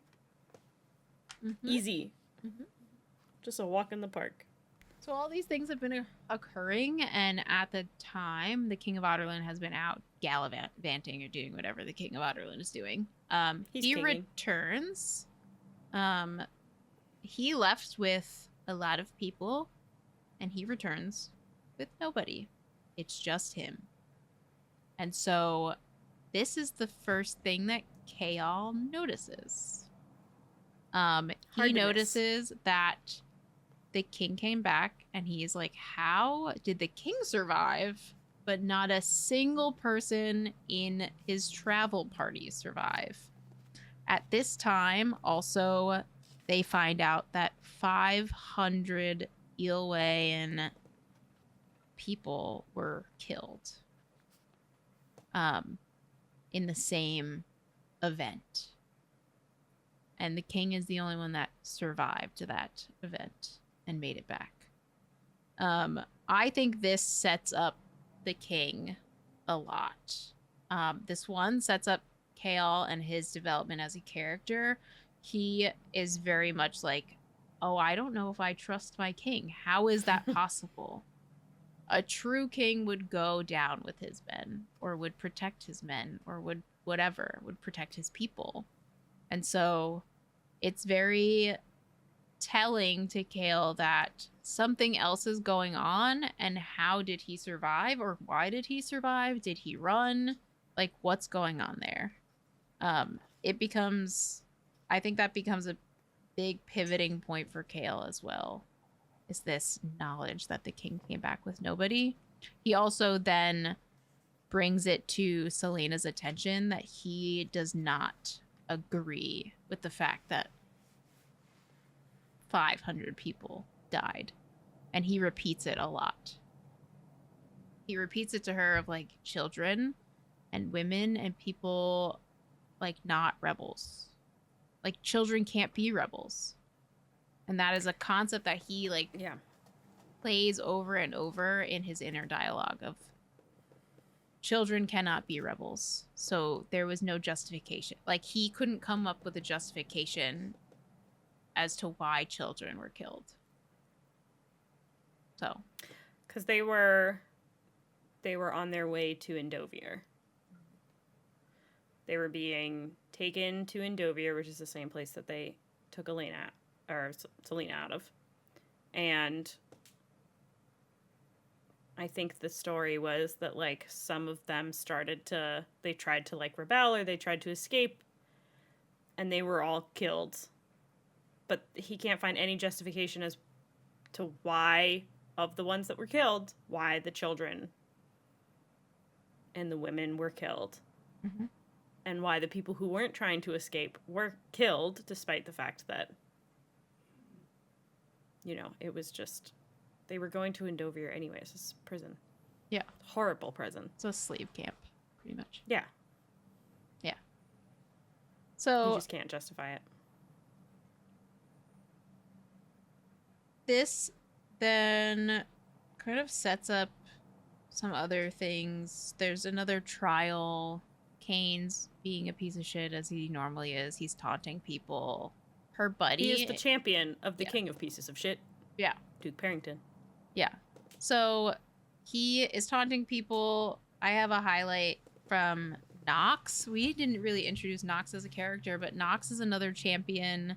I don't remember whose champion he is, but he is Celaena's buddy. Like, he He's like the only champion that she gets along with. Yeah.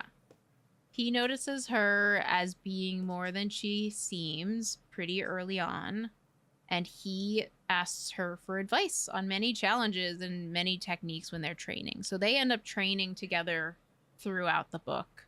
Um, there are two things that happen in this scene. One, which is like one of my favorite things, is Nox says to Selena, "Do me a favor, Selena." The sound of her name startled her, but brought his mouth close to her ear. "Rip Kane's head off." And this is right after she tells him as much as she can without like implicating him. She doesn't want him to be a part of what's going on. And so she pretty much says, "I just need you to trust me. You need to leave. Like, you need to get out. If you escape, they will not do all like bad things to you. You need to just go." And so in his like she admits to him that, "I'm going to tell you that I'm Selena Sardathian and I am Otterlin's assassin." And this is kind of where you get this idea that he's like, "Wait, you're so young and you're a girl." Like, that was not told to anyone that those are two things. He's like, "I knew you were someone, but I didn't know you were that person." And so, yeah, in this point, you get kind of a full circle on Nox as like a person. She saves him at some point in one of the trials. Like, she cares about people in general and he trusts her. And so he just takes her word and he's gone. Like, the next day they cancel the trial because he escaped or left or whatever. And so, yeah. I think that's smart person in fantasy book gets told danger is coming, leave, does smart thing and leaves. Yes. What? Wild concept. News alert. I liked Nox as a character. I don't have him listed as my important characters. I'm very hopeful that he maybe comes back as a character. He's a hopeful important character. Huh? Hopeful important character. Yeah. He's a character that I want to be important because I want more Connor. That's all I'm going to say. Well, can't have everything. So Nox leaves. They move on. You get this weird scene between Caltaine and Kane, which at this point I thought maybe Caltaine was the monster. I put a note of this chapter somewhere. Like, I physically wrote down, I was like, this chapter, there's a weird interaction between Kane and Caltaine. Is Caltaine a beast? Question mark. Because she kept getting these weird headaches, and they always happened around the same time as these things occurring. And so this scene, pretty much, they come across each other in the hallway, and Caltaine says she gets this very unnerving, like, weird inner feeling. Her headache triggers. The hall seemed to stretch on forever. She ignored the passing courtiers and servants, focusing instead on the fading day. Someone approached from the other end, a smear of black against the gold and orange light. Shadows seemed to leak from him, flowing into the stones and the windows and the walls like spilled ink. So this like made me feel like she was being controlled in some manner, like this scene right here. And I was like, she has to be the monster. Like, what? Like, someone's transforming her into like this thing. That like I thought she plays a larger role from this scene. Yeah. She tried to swallow as she neared him, but found her tongue to be laden and paper dry. Each step brought him closer, made him bigger and taller, and her heartbeat thundered in her ears. Perhaps the opium had gone bad. Perhaps she'd smoked too much this time. Amid the pounding in her ears and her head, the whisper of wings filled the air. In the space between blinks, she could have sworn she saw things swooping past him in swift, vicious circles, hovering above him, waiting. "Milady," Kane said, bowing his head as he strode by. Caltaine said nothing. She clenched her sweaty palms and continued toward the great hall. It took a while for the sound of flapping wings to fade, But by the time she reached the Duke's table, she'd forgotten all about it. That right there set me up of like, what is going on? And I have just note Parrington, Caltaine, and Kane are all working together in some manner. Yeah. And in this scene, it made me go, she doesn't know. Like something's happening and she's blacking out. Like it has to do with these headaches. It has to do with the fact that she's smoking opium to like make the headaches go away. There's a lot of things happening. She's a little druggy. It's fine. Yeah. So it's. Do you still feel that way? I still feel she's being manipulated. Like she was being manipulated a lot of the time to like do things on their behalf. I think she has some tie to the in-between because she can see the things. At this point, you didn't know about the in-between yet, and so she can see the same shadows that Selena sees later on. So that's what I thought was really interesting when I was rereading it, is because, like, obviously I didn't pick up on it the first time that I read it. And then when I was rereading it, I was like, aren't those the same things that Selena sees when, like, Kane and her are fighting at the end? So what I still don't understand about this specific scene is how she sees them. Like, specifically her. Because Selena sees it when she's like almost dead. Like she is hallucinating like crazy, but hallucinating because of like Bloodbane. It's because of the specific poison that she gets given. Caltaine, like, it's not, unless someone laces her opium with Bloodbane, which would kill her, so that doesn't make sense. Like, I still don't fully understand how she sees the things that, like, Selena ends up seeing in the end. So I think my theory is that Selena has some magical tie in her already, and so does Caltaine. Like, I think Caltaine has this, like, ability to reach that in-between place as it is. And because he has been dealing with it so strongly, this is the first time she's interacted with him in the book in some manner. And so the headaches are her getting, like, either visions from the in-between or just, like, something from the in-between, like, reaching out to her is her headaches. And then she finally sees somebody that has some of these in-between beasts around him at all times. That's my thought, because they even talk about the Bloodbane and how it's supposed to cause hallucinations. And Nehemia says, like, you went to the in-between. Like, you went to this area. And the reason I know about it is because I work with word marks and I can see the in-between at all times. So, like, I can see the things around Kane all the time. Like, I can see the good and the bad circling. So it makes me really think that maybe Caltaine can as well, but because she was raised in this, like, time of no magic, that she was being told, oh, their headaches, treat it with this. And so then the opium kind of stops her from getting past a certain point. Especially with this, like, onyx ring that Parrington has and that Kane has. Like, I really think they're channeling some shit, and, like, she just can catch on to it pretty easily. So after all of this stuff happens with her seeing everything that she saw when she walked by Kane, and then conveniently just instantly forgets, which is so great. Drugs, kids, don't do them. They really mess with your brain. She is with Parrington, and Parrington just manipulates the shit out of her again, and is like, oh, this Lady Lillian girl, she really is, she's getting super close with Dorian. You still wanna marry him? Because she's a problem. Maybe we should poison her. Caltaine's like, what?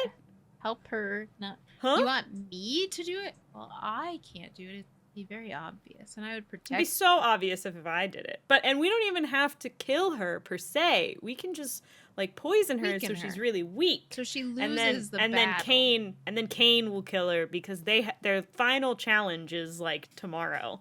and the final challenge is like just a straight up duel between Kane and Selena for like the prize of being the assassin. So they hatch this plot. Parrington hatches this plot and then just manipulates Keltane into actually doing it, and like gives her this poison to give to Selena, so that she will, so Drink that it she'll and be like too weak before the duel. Yeah, so Kane is guaranteed to win as the champion. It doesn't end up working out exactly the way that they had envisioned it. She poisoned. So Keltane pours the vial into her drink. And then all of the champions come out. All 4 champions come out. Right now they're at their final 4. Selena is paired off with Grave, and Kane is paired off with Renault. Those are the final 4 people. So Selena, Kane, Grave, and Renault are our final 4 champions. Kane and Renault duel first. Kane wins. The idea behind the duel is to get your opponent in a position to, like, just before death. So, like, your sword points at their heart, where they would have died if you impaled them. Like, that's the idea. So, like, you're not actually killing the opponent. That's, like, the whole basis of the, like, final challenge. Kane wins, obviously, his duel. Selena then goes up against Grave. Grave, of course, is talking shit and then gets his ass handed to him, which is rightfully so. Poetic justice. Then also, I think is a really cool thing, Nehemia gives her staff, and she uses a staff with a, like, pointed end to do both of her duels instead of a sword. And in her first fight, she pretty much gets the staff to, like, the point of his, like, head and is like, move and I will kill you, kind of thing.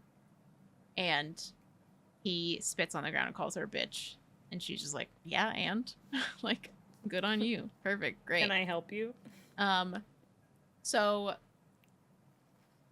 it took them a while to start that next fight. So she was like, okay, maybe it's a rest period, whatever. So they got this kind of rest period. She then won. So it's Kane and Selena. And the king's like, drinks for my people, for my 2 winning champions. Here you go. And, like, gave the drinks to Kane and Selena. And so that drink is poisoned. She drinks it. And then he says, and now the duel begins. And, like, immediately rushes them to duel. And so she's like, I thought I was going to get some rest. Kale's also like, usually there's a rest period between, like, this. Like, oh, okay, like, you're going to be fine. Like, it's fine. And so he, like, gives her a little pep talk, like, you're going to be good. And she's like, okay, this is fine. This is fine. So they start dueling. And in the middle of them, like, within the first 3 minutes, not even, within the first minute of them kind of pacing around the circle, she starts to feel nauseous. And she's like, what's going on? Like, everything's a little fuzzy. Kane's starting to look blurry. And so now the bloodbane has set in. It wasn't a high enough dose to kill her, but it does cause severe hallucinations. And during these hallucinations, she is met with the in-between. So the same visions that Keltane had as Kane was walking past her, she starts seeing as well. So she sees these winged creatures flying around Kane's head. And, like, she thinks these things are attacking her. And so she's drugged for a very large portion of this fight. Kane drags this on because he knows what's going on. And he pretty much just beats the ever-loving shit out of her. Breaks her jaw. He hits her jaw, so she's, like, spitting out blood. Breaks a rib. Slashes at her, like, thigh, and, like, does something awful to her leg, so she can't, like, stand on it. Dislocates her shoulder. Like, all of these things happen in this fight, and he refuses because he wants to beat her. Like, he wants to physically beat her. He refuses. He had every opportunity to point his sword at her heart or her neck and say, like, And okay, tell I her to won. yield. Yeah. And nobody stops it. The king wants Cain to kill her. And you learn that in this point, because there are inner dialogues between Dorian, like on Dorian's side and Kael's side, and they realize what the king is doing. Like, they know that they want her to die in this ring and not fight the way that the others dueled, which would be like two almost death, I guess, technically. There's also a point of this where she's on the ground and Kael does what he can to help her as much as he can. And he sits by the edge of the circle and puts his hand as close to the chalk circle as he possibly can without physically touching her, and just repeats, "Get up, get up, get up." Like, I just need you to get up. Because he obviously wants her to win, but he also doesn't want her to die. And so that's a huge point in this battle.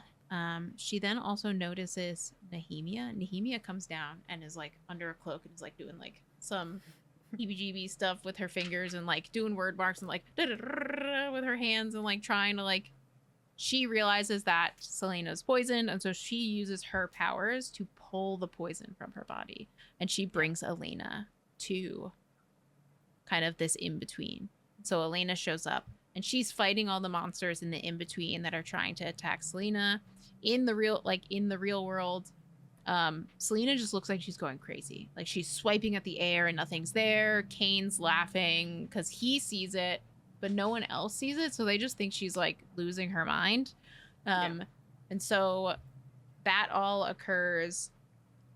Nehemia does her magic and pulls the poison out. Elena's like, the poison is going to be out of you now, and I will disappear, and all these things will be gone, and you will just have to fight Cain. Like, pretty much like the only thing that will still be here is Cain. And she's like really reassuring her, like, okay, the poison's almost out now. Like, now's your time to get up.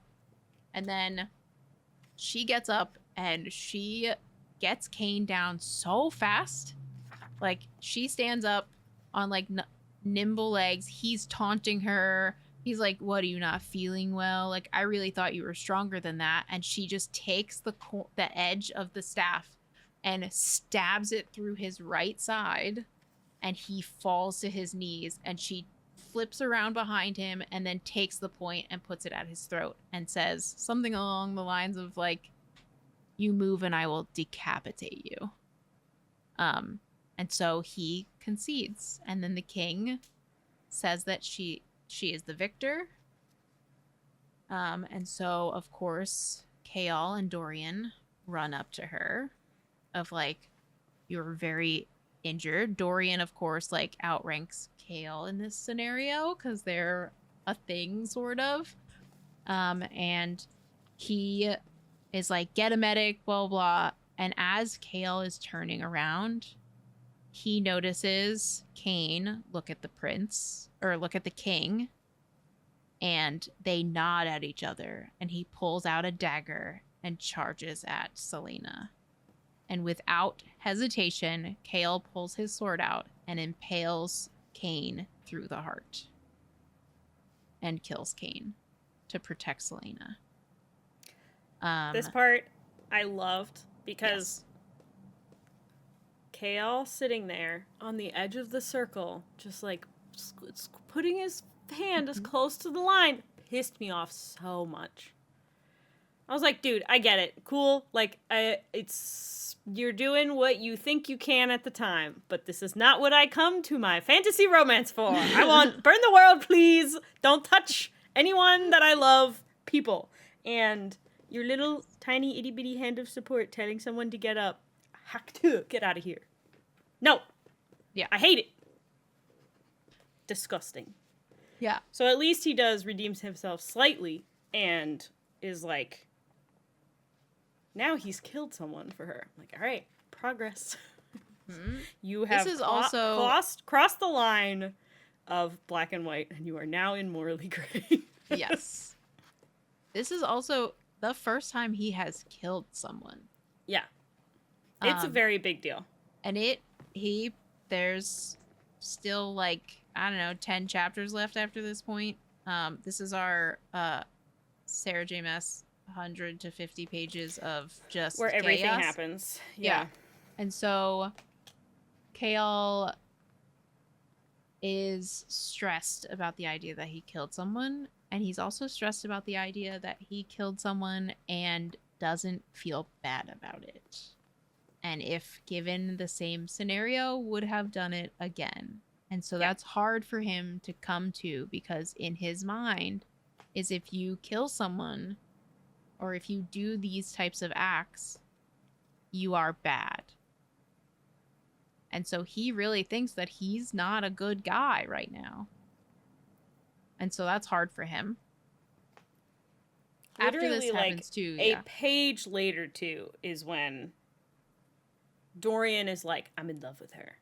Like, yes. What is happening right now? There's Kale literally just killed someone for her, and then Dorian is like, he was done with politics and intrigue. He loved her, and no empire, no king, no earthly fear would keep him from her. And I'm like, this is going to be problematic because your buddy just killed someone for her, and you didn't. So, who? Yeah. I want to say the other thing that was interesting about the fight is not a lot is known about her family specifically, like her parents, but Cain taunts her about her parents specifically and describes her parents to her, despite the fact that we have not been described who her parents are to us. So that I love that bit. And I'm like, how do you know? What? Like, who are these people? Why would you know who they are? I don't even know how much, like, at this point, I don't know how much the King of Otterland even knows about, like, who her family is or where she came from and why it would be important. Yeah, I don't know. Cain has this, like, he knows, and he can also see Elena. Nehemia also says that she knows sort of because of this in-between situation. It's kind of hinted at he knows this because of the powers that he's gained from this, like, summoning.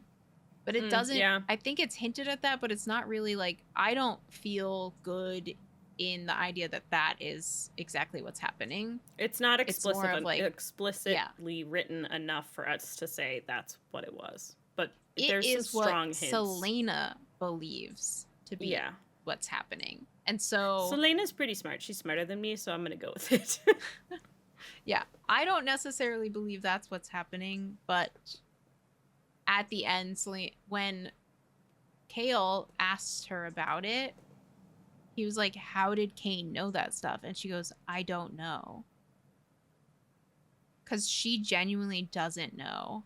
But then in her inner dialogue, it says, like, there's something along the lines of, he pulled power from all of these people. So, like, they may have the ability to pull knowledge. Or she was in such a panic state that she could have been, like, thinking it into the in-between, and he just, like, got it somehow. Yeah. It's one of the big things that doesn't get wrapped up in this book. Like, we don't really get a resolution to, like, the word mark, like, questions. There isn't really, like, we don't get any clarity onto whether Cain really was the thing that, like, Elena was there for. It kind of does feel like she gets wrapped up a little bit because she's like, when we're finished with this, like, you won't see me anymore. You'll have to fight him and, like, you'll be on your own. But there's that one for me is, like, how did he get that information? And if they figured out how to do it with Cain, can they figure out how to do it again, like, with someone else? Yeah.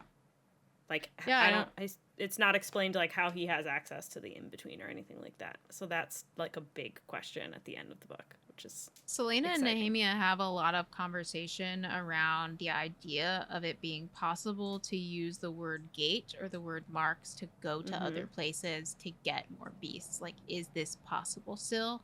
And Selena or And Nehemia he's pretty much says, opening, like, kind of, yeah, like this yeah. is possible. It just hasn't been done in centuries. And like he's summoning stuff from other places with the word marks.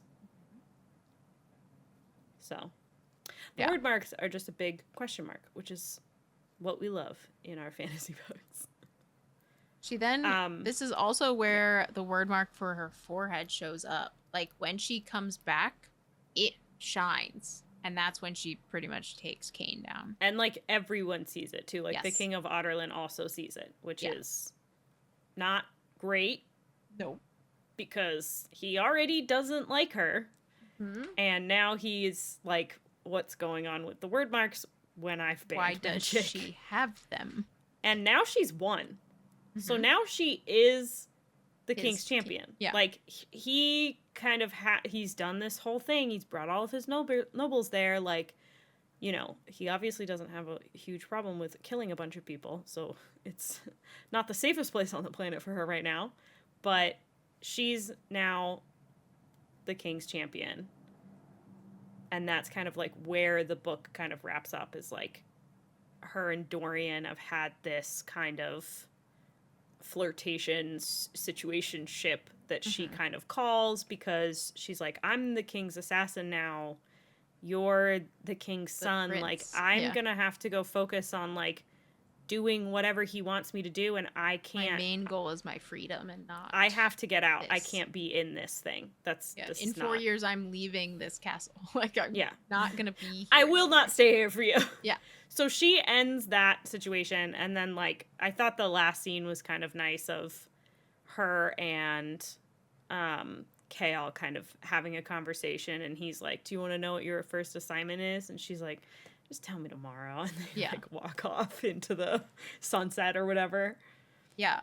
There's a dialogue with Nehemia after the duel where they're talking about these word marks a little bit more. And on the realm of like her word mark on her forehead flashes Mm. in this duel, Nehemia comments on it later. And she's like, do you know what your word mark is that's burned on your forehead? And Selena is like, no, do you? Nehemia gave her a weighed look. No, I do not, but I've seen it there before. It seems to be part of you, and I do worry what the king thinks of it. It's a miracle he hasn't questioned it further. Selena's blood went cold, and Nehemia quickly added, don't worry, if he wanted to question you, he would have done it already. Yeah, I don't think that makes me think that she didn't draw it, but that she maybe activated it Yeah. when she gave her her name. If she had been able to see it already, maybe she's just like, it still seems so weird for Nehemia to be like, what's this? Let's activate it. Push red button. Hopefully this doesn't turn out to be something Like, bad. yeah. But she must have activated it, or like given it power to like, Mm-hmm. you know, exist again in not just kind of this passive background thing.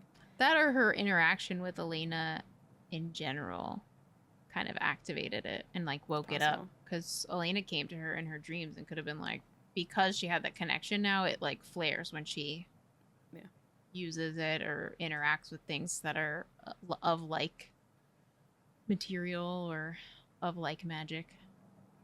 I'm not going to be able to get that image out of my head now of just Nehemia like in this really beautiful scene of her giving her a word, just like booping her on the head like a big red button of like, Yeah. what's this gonna do? Let's see what happens now. We'll see. Mm-hmm.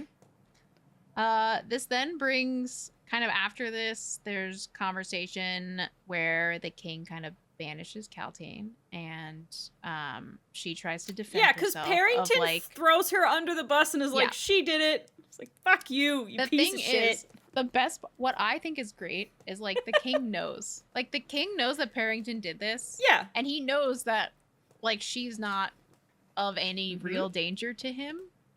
And so he, in front of the king, Parrington pretty much in front of the king is like, she did this, she poisoned her, like blah blah blah, banish her to the blah blah blah. I have no like say, I'm not part of her, whatever. And so Not she associated. goes, yeah, I'm not associated. And then later on, when it's just Parrington and the king goes, your manipulation of Caltame was interesting. Were you using the power on her? And so this kind of talks to him like having this weird onyx ring power. Then in this same scene, it kind of sets up, I think, for the next book. This is where your cliffhangers start. And Duke, the king said, his voice echoing through the chamber. The fire in the mouth-shaped fireplace flickered, and green light filled the shadows of the room. We will soon have much to do in Aurelia. Prepare yourself, and stop pushing your plan to use the Eelway princess. It's attracting too much attention. The Duke only nodded and bowed and strode out of the chamber. So there's like a whole interaction between the Duke or Parrington and the king, where the king is saying like, I see what you're doing and you need to cut the shit because it's not You're gonna fuck up our whole plan. Yeah, we have this larger plan and this isn't part of it. Pretty much. There is another interaction with Selena and Elena before. It's again while she's dreaming. She has visions of the tombs and the Ritterak and Elena. And in this moment, this is when Selena says, I didn't realize that you were a warrior, because she now appears in like warrior garb, or she appeared in when she came to save her in warrior garb. And this is where Elena hints at like, yeah, your history is incorrect of who I am. I fought next to Gavin. Like, they fought hand in hand, side by side, against all the bad that came to her. So I think that really sets up a lot of things. And then Elena, in their conversation, Selena says, thank you for saving my life. And Elena bowed her head. Blood ties cannot be broken, she whispered, and then vanished, her words echoing in the silent tomb. And that is like so telling for the future. Like, is Elena and Selena, like, are they related in some way? Like, how are they tied together by blood? That's a lot. That's a lot. And I need to know. And yeah, I think they're related. She's related to Dorian, and I need Dorian out of the picture because it's fucking weird. I don't like that. I don't know. I don't know how she's tied by blood, but if she's tied by blood, Dorian needs to get out. I don't want him in the picture anymore. Yes. Yeah. The king also threatens Selena. Obviously, she has to sign a contract as his assassin or champion or whatever you want to refer to her as. And in this signing, he says, if you step out of line, I will kill your friends Kael, I will kill Nehemia, and it will be all your fault. And so she's more like solidly probably going to stay in line with a lot of that.